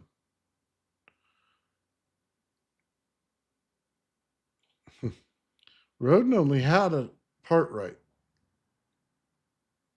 He had a mathematical problem that he couldn't fix. And I know that for a fact. He built the wrong structure. It was close. He built the wrong structure and ran into a mathematical problem because he didn't understand the way the layers actually worked. He built 2 cross layers, which is right, but there's a third layer to it. And it must build out looking like an orange, not a donut. Think about it that way. If you want to show the energy and how it works, it builds out looking like an orange. It doesn't look like a donut. Failure of understanding what you start with gives you a failure in understanding of what you deal with. Get it correct.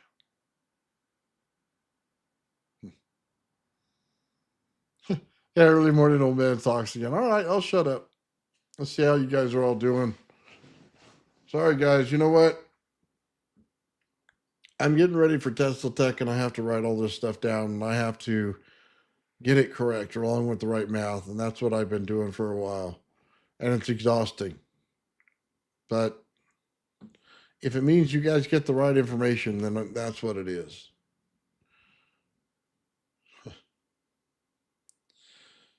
Yeah. God, I hope you guys understood it. It completely changed physics in the way that we understand it. I like Marco Rodin's work. It's not right yet. Donut man. Nice. I like donuts, man. They make me fat. 3 is a good number. Well, three is an understanding. Two sets of resonance, and you get the third. You get the beat frequency. If I set up 2 Tesla coils across from each other, slightly set them different, and create a beat frequency in between the two. I showed it in one of my videos, man. If you caught it, you got it. You understood it. Oh, I like cinnamon rolls too. Yeah, they do make they make fat too. All that sugar? Oh yeah, you're getting fat.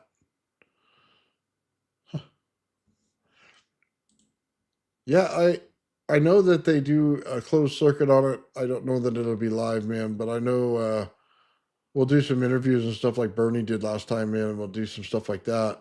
That'll be live. And then they'll give you the video later, man, and I'll put it out on my channel. Hopefully they'll let us do that, and then you'll get it. If not, I'll do a separate presentation for you guys.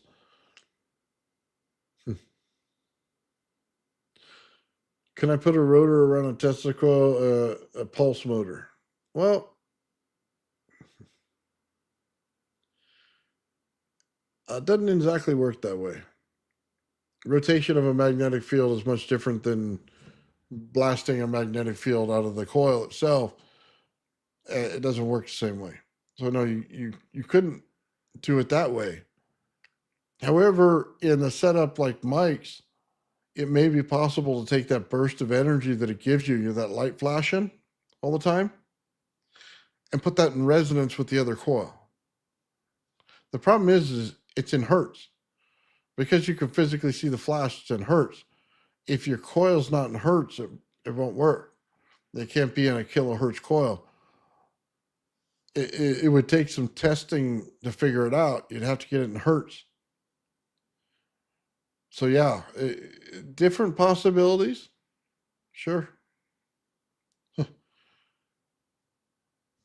Oh, you ate mung bean sprouts? Is that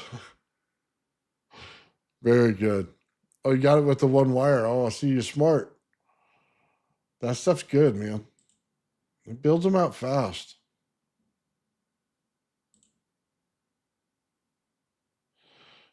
You should wrap Tesla coil wire around bismuth. Now, that would be an electrical arc. Maybe a core, a small core, linear core is a rod would probably do better, but it wouldn't give you the effect you're looking for. You got to realize what bismuth is and what it isn't. Um, it's like a high spike in between two things. It follows an eddy current very well. It creates heat out of it. You would be better off creating a capacitor out of it to run your energy into than you would be trying to use it inside the Tesla coil. Krispy Kreme, they get you in trouble there. And they are good, by the way. It's not so much the outside, it's the inside dough they use. It's good. EPT Dads has an energy conference this June also with Eric Dollard. Really? I don't know that I'll be able to make it to that. Maybe the following year. I don't know. I'll try. I don't make it out of my garage much, guys. I do a lot of work in here. Um, I'm lucky to get to Tesla Tech this year. My wife has to drive me. I have a imbalance in my body right now that's not working in my favor. Just say it that way. It causes a lot of problems. So the wife has to drive long distances for me. I don't drive at night. So a lot of those things are out, and I won't do them. So yeah, I have to make certain conditions in order to get out to places until this whatever's going on clears up. So online only, sold out for live. Cool. Cool. Yeah, once they understand what coupling is, guys, and they start to figure it out, I'll probably be at a lot of UFO conferences and stuff like that, just speaking on it. And before I release the full thing, I'm going to do the math and put it out as a paper so that I don't get other people trying to screw with it. So, Richard, Lightspeed out there, man, we're going to be writing some more papers on this. But yeah, I just don't want anybody to be able to tell you can't do it. That's it. So it's going to be fun, guys. It's going to be real fun. I'm excited to go this year. I mean, God willing, I'll be able to be healthy to get there. Right on, brother. All set. He's all in. Love it.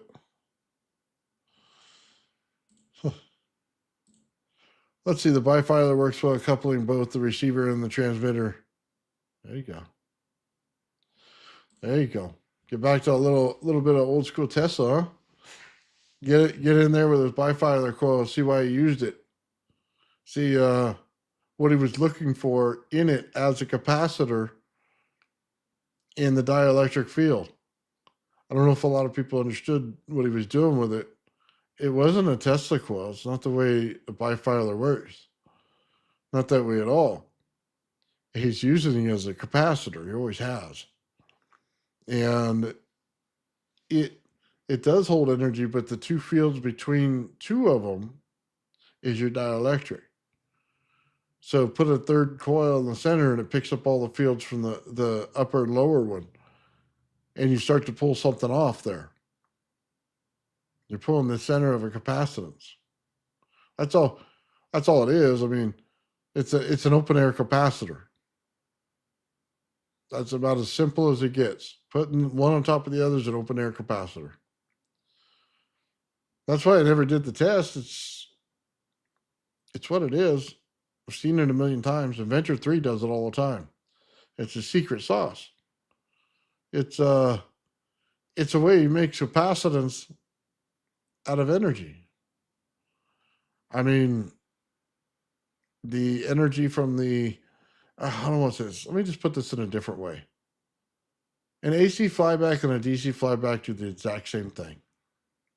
One side's a magnetic field, the other one's high voltage energy potential. Same way an anode and cathode work.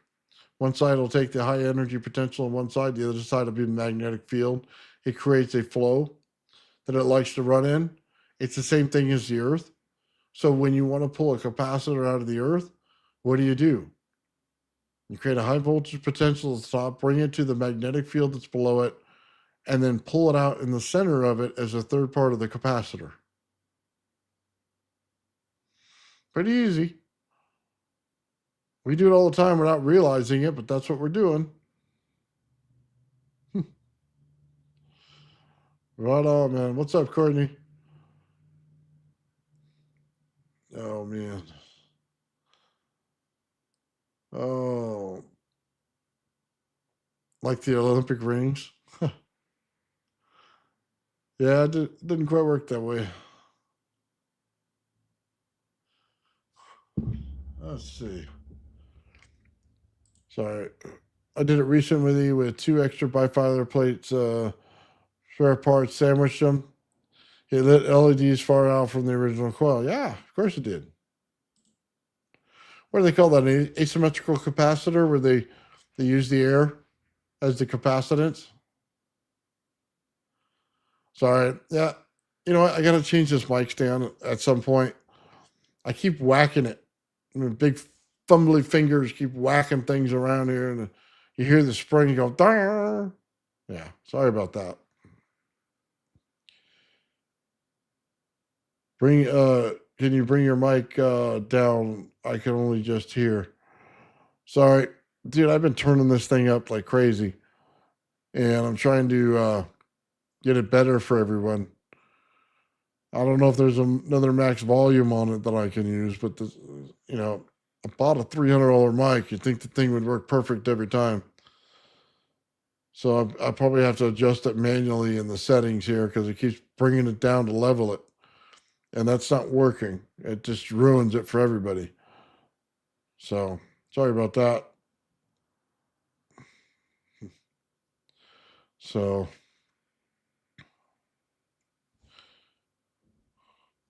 right on, brother. Yeah. Pretty clear on your side? Okay, good. Yeah, guys, hey, I'm going to give myself a selfless plug here. You see the coils on the back. I got them for sale on Esty if you guys want to pick one up. I did make several different things on there, guys. If you just want the coil itself, just the number 1 and number 2 winding, I think I put them on there for like $160 for just that. If you want to put your own driver to it, whatever, you just want the coil to be right, it's there for you. If you want the drivers included, I could do that for you. If you live in a different country, just let me know ahead of time so I can calculate the shipping for you. Other than that, man, they work perfect. You know, the ZVS is my favorite. You've hit those cap bank, man, and boom, put it right on there on the spot. The Slayer Exciter works great, man, but you just got to realize you got to keep that all the electronic parts away from it because it tries to resonate with it. So I always try to put that out when I tell people when they buy it. Other than that, the coils are beautiful. If you wanted a one wire energy coil instead of a little pin on the top, just let me know. So just shoot me a message on that. I'll be able to take care of that. But yeah, I'm selling those over on the Esty, and then also you'll see the thing on my Shopify account that's right around this video. I'm sure it shows them. They work great, guys. So they look beautiful. It takes some time to put them together. As a matter of fact, I just blew up my coil winder. It wasn't having it, man. I was building coil after coil after coil, sitting there with my old lady's glasses on down here on the tip of my nose, man, trying to get this thing. I don't normally wear glasses, but I have to magnify it to see that little wire. So yeah, I've been building like crazy on those coils. So I sold out of all the ones I had before, and now I built another set. So I build them like a 20 at a time. So it makes it easier, man, because I don't have a lot of time to do other things. That's why I haven't been showing a lot of my work lately. I've been widening coils, getting ready for test attack, trying to get everything going, man.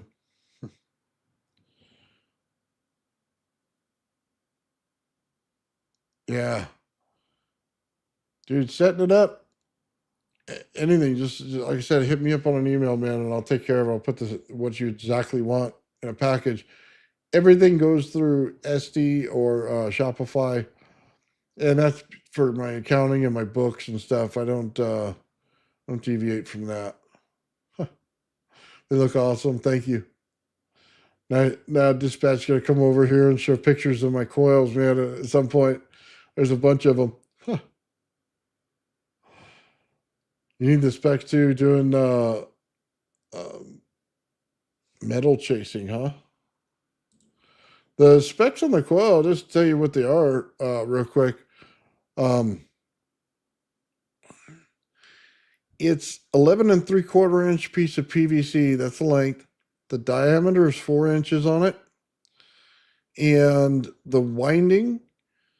How do I say this? You wrap a piece of tape around the first part, then you wind the coil all the way down till you get to about, say, 1/8 of an inch to the end. Then you tape it on the other end. Okay, that's the way that I build them all the time. I go out and I spray them with 3 coats of lacquer, and they hold together really well. That's the number 2 coil. The number 1 coil is 1/4 inch hollow copper tubing, and it's set out about a 1/2 inch on each side. So it's 1 inch bigger in diameter than the number 2 coil. And it's set perfectly at about, what is that? I think it's 3/8 of an inch in between each spacing is what it comes out to, somewhere around there. Quarter to 3/8. And they're just set in an STL. If you ever need the STL file, by all means, just let me know and I'll send it to you. Um, that's pretty much it, man. Excuse me. I make a little clip that goes on the side of it. If anybody ever can't find the clip, by all means, let me know. Say, hey, I need one or something. Maybe I should just put them up on my shop and sell one of those, man. Probably help a lot of people out. What's going on, Jarvis? Oh, man. Yeah. Well, there's a lot of stuff to it, man, if you ever wanted those. And then there's a little ring at the bottom that basically holds the shaft when you put the one wire energy rod in there. Oh, I got something to show you guys. Let me see if I can't grab this real quick.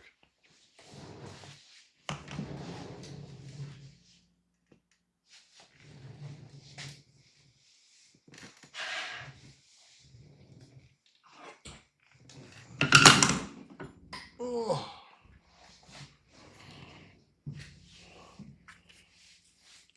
So this right here is one of the number 2 coils.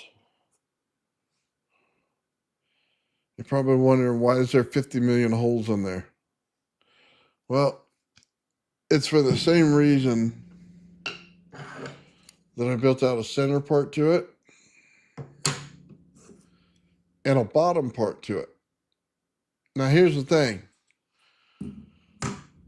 We want to take 14 gauge wall wire, pure copper with an outside coating on it, right?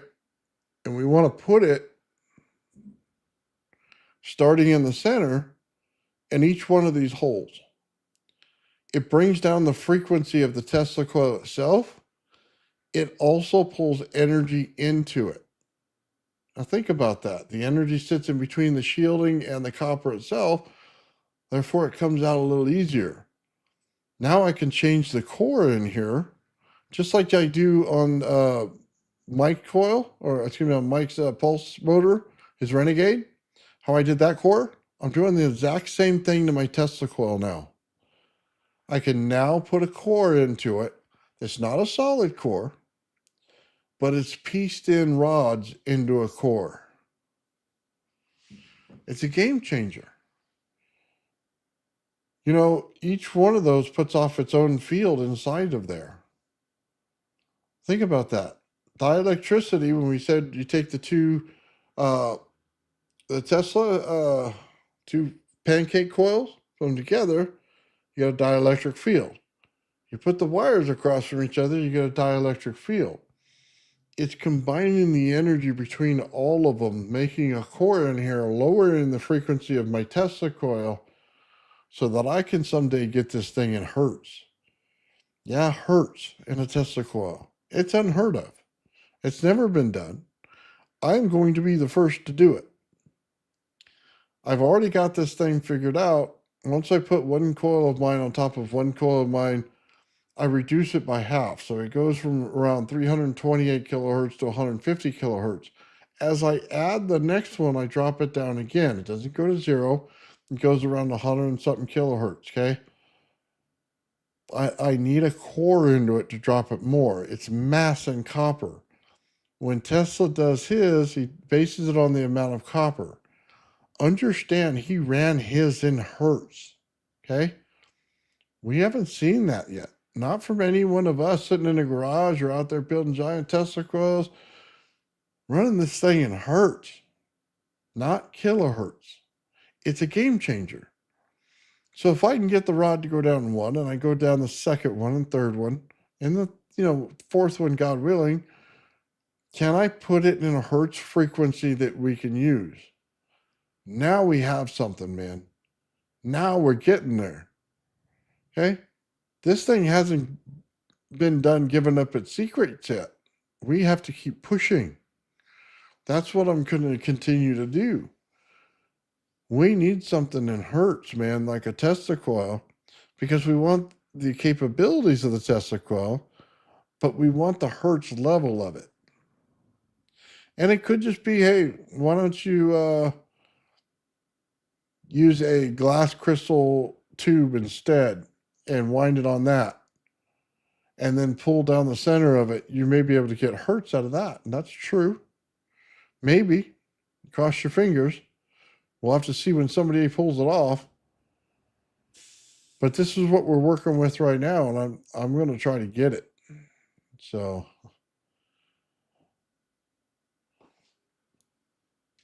yeah, we have a lot to learn, man, about this. Yeah, Jarvis showed it. It's a little bit of a different understanding because it has the, what do you want to call it? Oh, come on, Jarvis. What's the name of that? Where he built up a ton of energy in a device and then put it through a secondary coil. That's what he used. It's impossible. That's why I know Nathan can do it. Right on. Yeah, you say that, man. It takes a lot of time, man. It's the mousetrap. There you go. What was that exact machine you said it was? Oh, man. It builds it out and then hits it with a burst. I remember that. Oh man. Dynamo. It's the dynamo effect. Exactly. Oh man. Dynamo. Ringing it like a bell. Well, that's kind of what the Nazi bell was, wasn't it? Yeah, it's like a hammer to the bell. Yeah, Jarvis was right there. He's got it. We're still trying to work through the process because we can hear it, what he's saying. Now let's see it done so that we can copy it, right? Dynamo's a DC machine. Ah, wow. Converting to AC is very simple. I've taken a DC coil, converted it to AC very simply. There's a structure to it. You should see my peanut coil. You think it's a DC coil because all I'm doing is putting a DC pulse in it, just like I would one of these coils behind me. Comes out AC. It comes out AC because I understood what the bipolar meant into it. I do the same with this coil sitting next to me. That's why the caps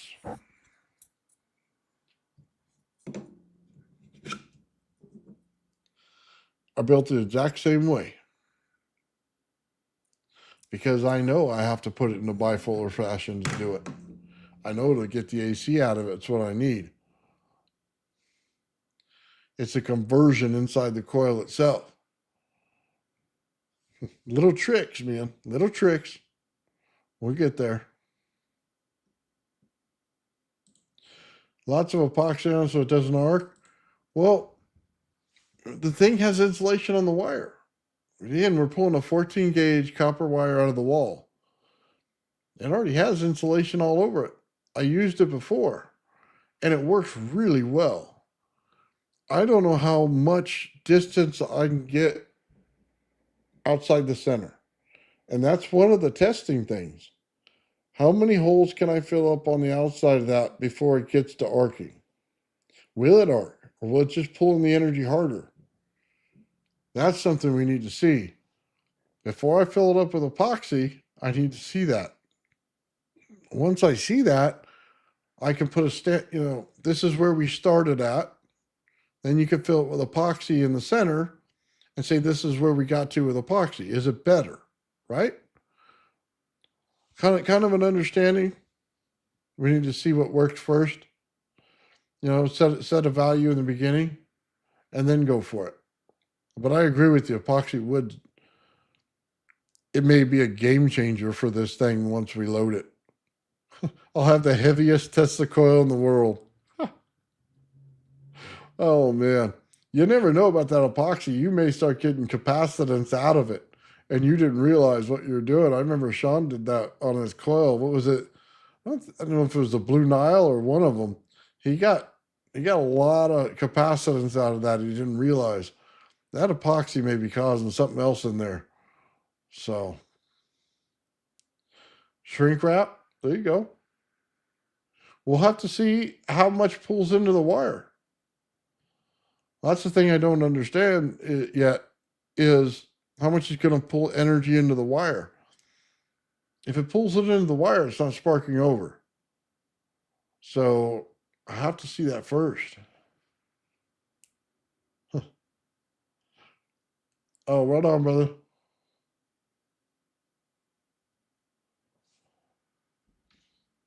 Thank you, Courtney. I appreciate that. The geometry configuration, the rods, well, you can pretty much run them however you want, I guess. I was just going to go straight down. If you wanted to go down and twist once or twice and then go down again and twist again, I mean, you could do that. You may build up some magnetic fields inside of there. That might be different, but you could definitely do that. I never really considered it until right now. I was just looking to see what I could do, but I think that might be a test as well. Figure out that twist.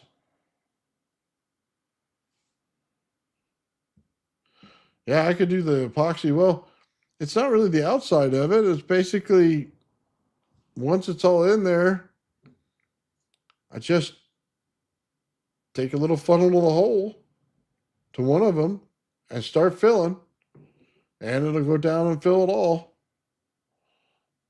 Huh. There you go. Google just said epoxy has 35 to 75% carbon content in the resin. There's your capacitor.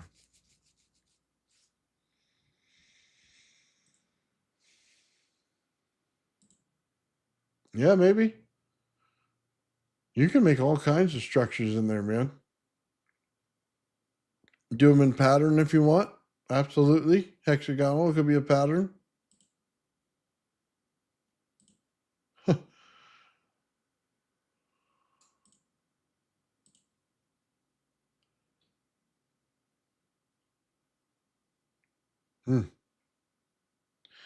Gotcha.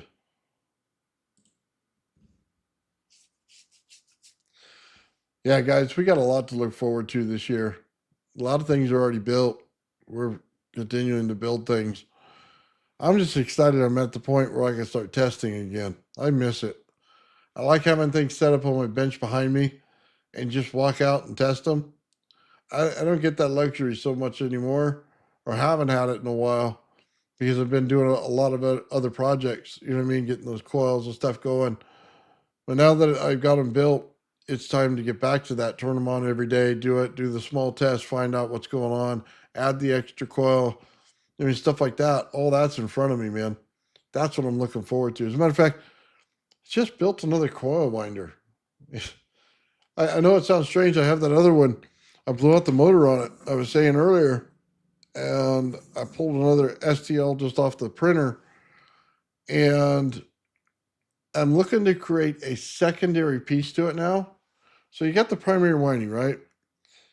Based on the amount of revolutions it takes to get a certain distance across it, you have to set the secondary part with the tensioner on it, right? And it must move in that same calculation. And all you have to do is take your Arduino and set it up on your what are they? The little motors, what are they, NEMA 23s or something like that. Anyway, the little motors that are on there, and it's got to be able to move it at that rate. So for as many rotations as it gets, this thing moves alongside of it so that the wire stays slightly off center. So if you're here, you have to keep it just like this. And the reason for that in a Tesla coil is it keeps tension on all the previous windings you put in there. If it's straight across, you'll get looseness and gaps in all your Tesla coils. But if you keep it slightly at an angle, it keeps the pressure on those windings themselves as they go. So you got to be able to set these two motors up, okay? And that's the part I'm working on now. If I can get the timing of that down, then I could basically just put it on a cylinder, do the tape thing.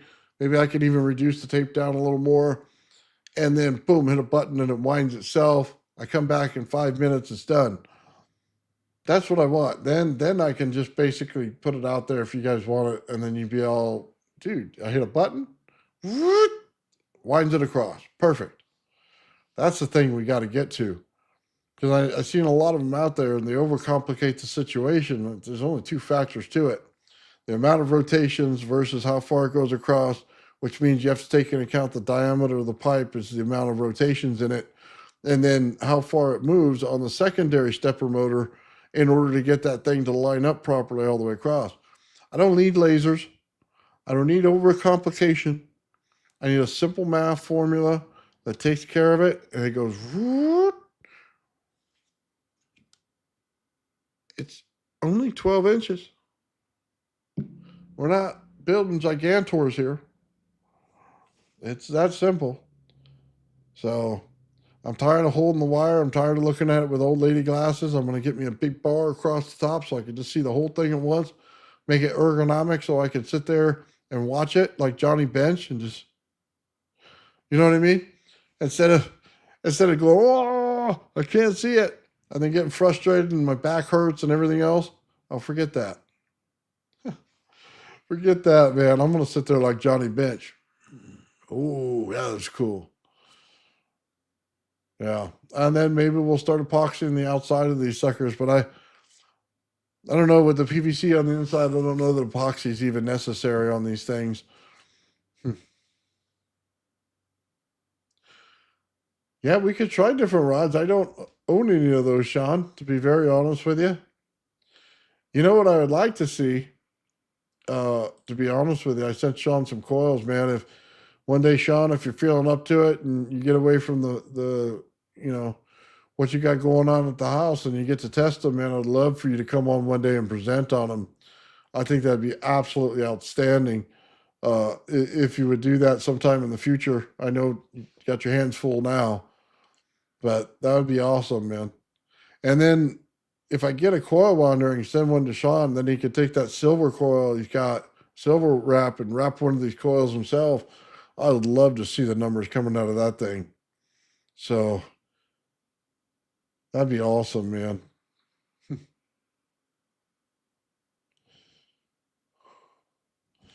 Yeah, Schauberger understood gas.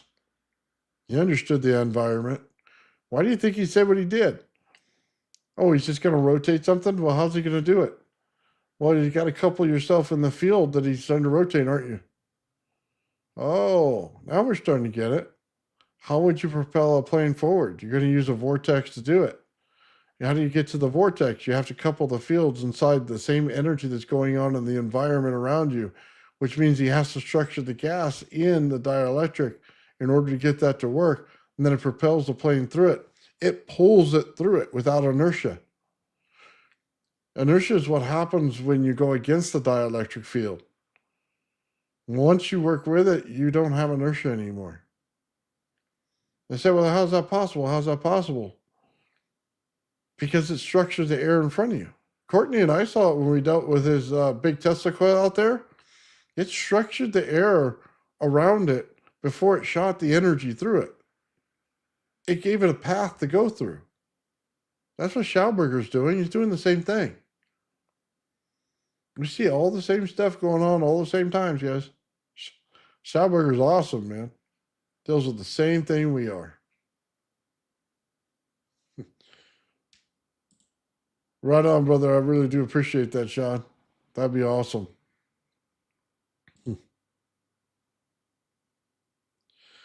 Yeah. Schauberger understood the environment for what it was. That's why he understood water the way it was. He took them for what they were. There was no complication to that. Then he basically run hundreds of tests to see what they are. Why do people not get the understanding of T.T. Brown? Because T.T. Brown understood what it was. He saw that the creation of high voltage gave him gas. I say, well, what do you mean it gave him gas? It gave him O3. The O3 was structured when it came out, wasn't it? As soon as you put them at a certain distance from each other, the gas goes across from each other. That's O3. That's the purple. He understood it properly. I hate to tell you that, but he did understand it properly. We fail to understand that properly right now. There's a lot of people out there that have a wrong understanding of high voltage. Completely wrong understanding of it.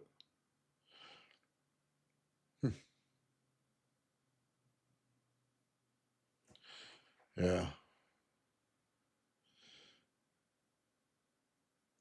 Advancing T.T. Brown. Well, I doubt many people will advance that, to be honest with you, Jarvis, because if they don't understand the environmental condition, how are they going to advance it? I'd love for them to do it. I don't know that they're quite going to. A lot of people misunderstand it, put it in vacuum chambers and think they got it. That's not what he was doing. He understands things in a different sense. You could take a dielectric field and make paper anti-gravity. You'll have to see it. I'll check him out. I hope he's got it. I hope it's not just a bunch of math. I hope he's a guy that works in the field who understands it. I truly do. Bunch of math doesn't work because they start using big G, little g, without understanding what the gravitation is. That's a failure. Anyway, yeah, better get beyond the math on me, buddy. And I don't mean that in a bad way. If you did the work and you did the math, then absolutely. But if you didn't do the work, math isn't quite going to hold up. I'll just tell you that right now, because you're going to take gravitation as a constant and use big G and little g. And as soon as you do that, you fail because it's emergent. So is time. Time is emergent in any solar system. It's different for every single one of them. And that's usually the problem when they start doing calculations, because they're adding values that don't belong, or they're not adding values to go in there. If I tell you there's entropy in there, well, where's your math equation for entropy? They go, well, it's not one. Well, then you failed. What about radiation? Did you put a math equation in there for radiation? No. We just simply used what was there. Okay? Well, it's incomplete. When it's incomplete, no matter what the rest of it is, it's a failure. Sorry, that's what it is. You can't undo that.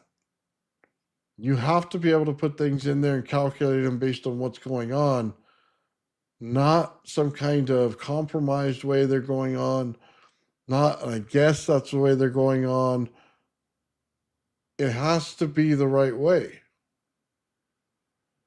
And that's not knocking on how they do their math. It's how they came up with the understanding of it. You miss some things. That's it. Yeah, it takes more volts, amps, frequency. You have to be able to put the rest of it in there. It makes your system work. So I hope they get that right. He says, no math, experimental proof. Then absolutely, I will check him out. I love experiments, man. I love them.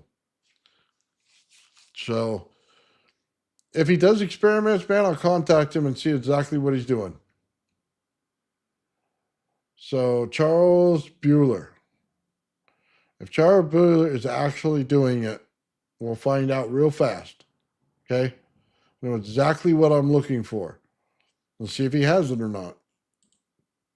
Charles Bueller. I have to remember the name.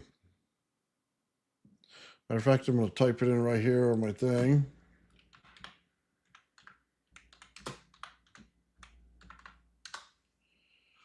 All right. Now I'll have the name. We'll find out real quick, Jarvis. I hope you're right. I hope he's doing it the right way. Cool. Right on, guys. Hey, it's been about 2.5 hours. I want to say thank you real quick, man, to you listeners out there, man. I really do appreciate it, brother. It keeps this channel going and helps build all these projects out here. I really do appreciate that, man. So thank you. Guys, it's been fun, man. I hope you guys learned something today, and then put in your experiments in some way and show it off. And then, we'll show it off to the world. When I get to Tesla Tech, either they're going to be ready for the information or not. I'm going to do my due diligence, do all the math problems and all that for them, and, build out a packet, see if they like it. And that's all I can do, and, we'll see where it goes from there. Hopefully it works out for everybody, but hopefully they'll change their understanding of how things are working and fix the problems in their systems, and we'll be able to keep it going. With that said, guys, thank you very much, man, and have yourselves a great day. The old man will. The old man will. The old man will. The old man builds. The old man builds is broken in the head. People not seeing reality has put them in the red. Where conscious and spirituality been stricken from the norm and replaced with the ignorance of basic magnetic form. The geometry of God keeps running through his head. That's what makes old man builds broken in the head. The old man builds. The old man builds. Fears of destiny are spinning in his mind, making him travel back and forth in time, battling the establishment for just a little recognition. Has him forcing the world to understand his premonition. That world will have all the technology in the end, even if it means his life will fail to instead. The old man builds. The old man builds. The old man builds. The old man builds. Fears of destiny are spinning in his mind, making him travel back and forth in time, battling the establishment for just a little recognition. Has him forcing the world to understand his premonition. That world will have all the technology in the end, even if it means his life will fail to extend. The old man builds. The old man builds. The old man builds. The old man builds.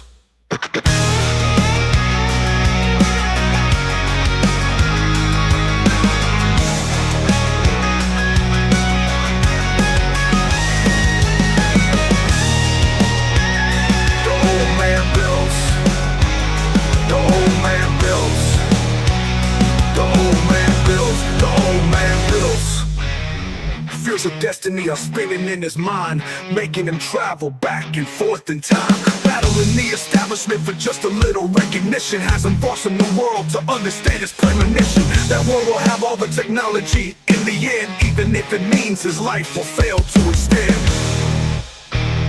The old man builds.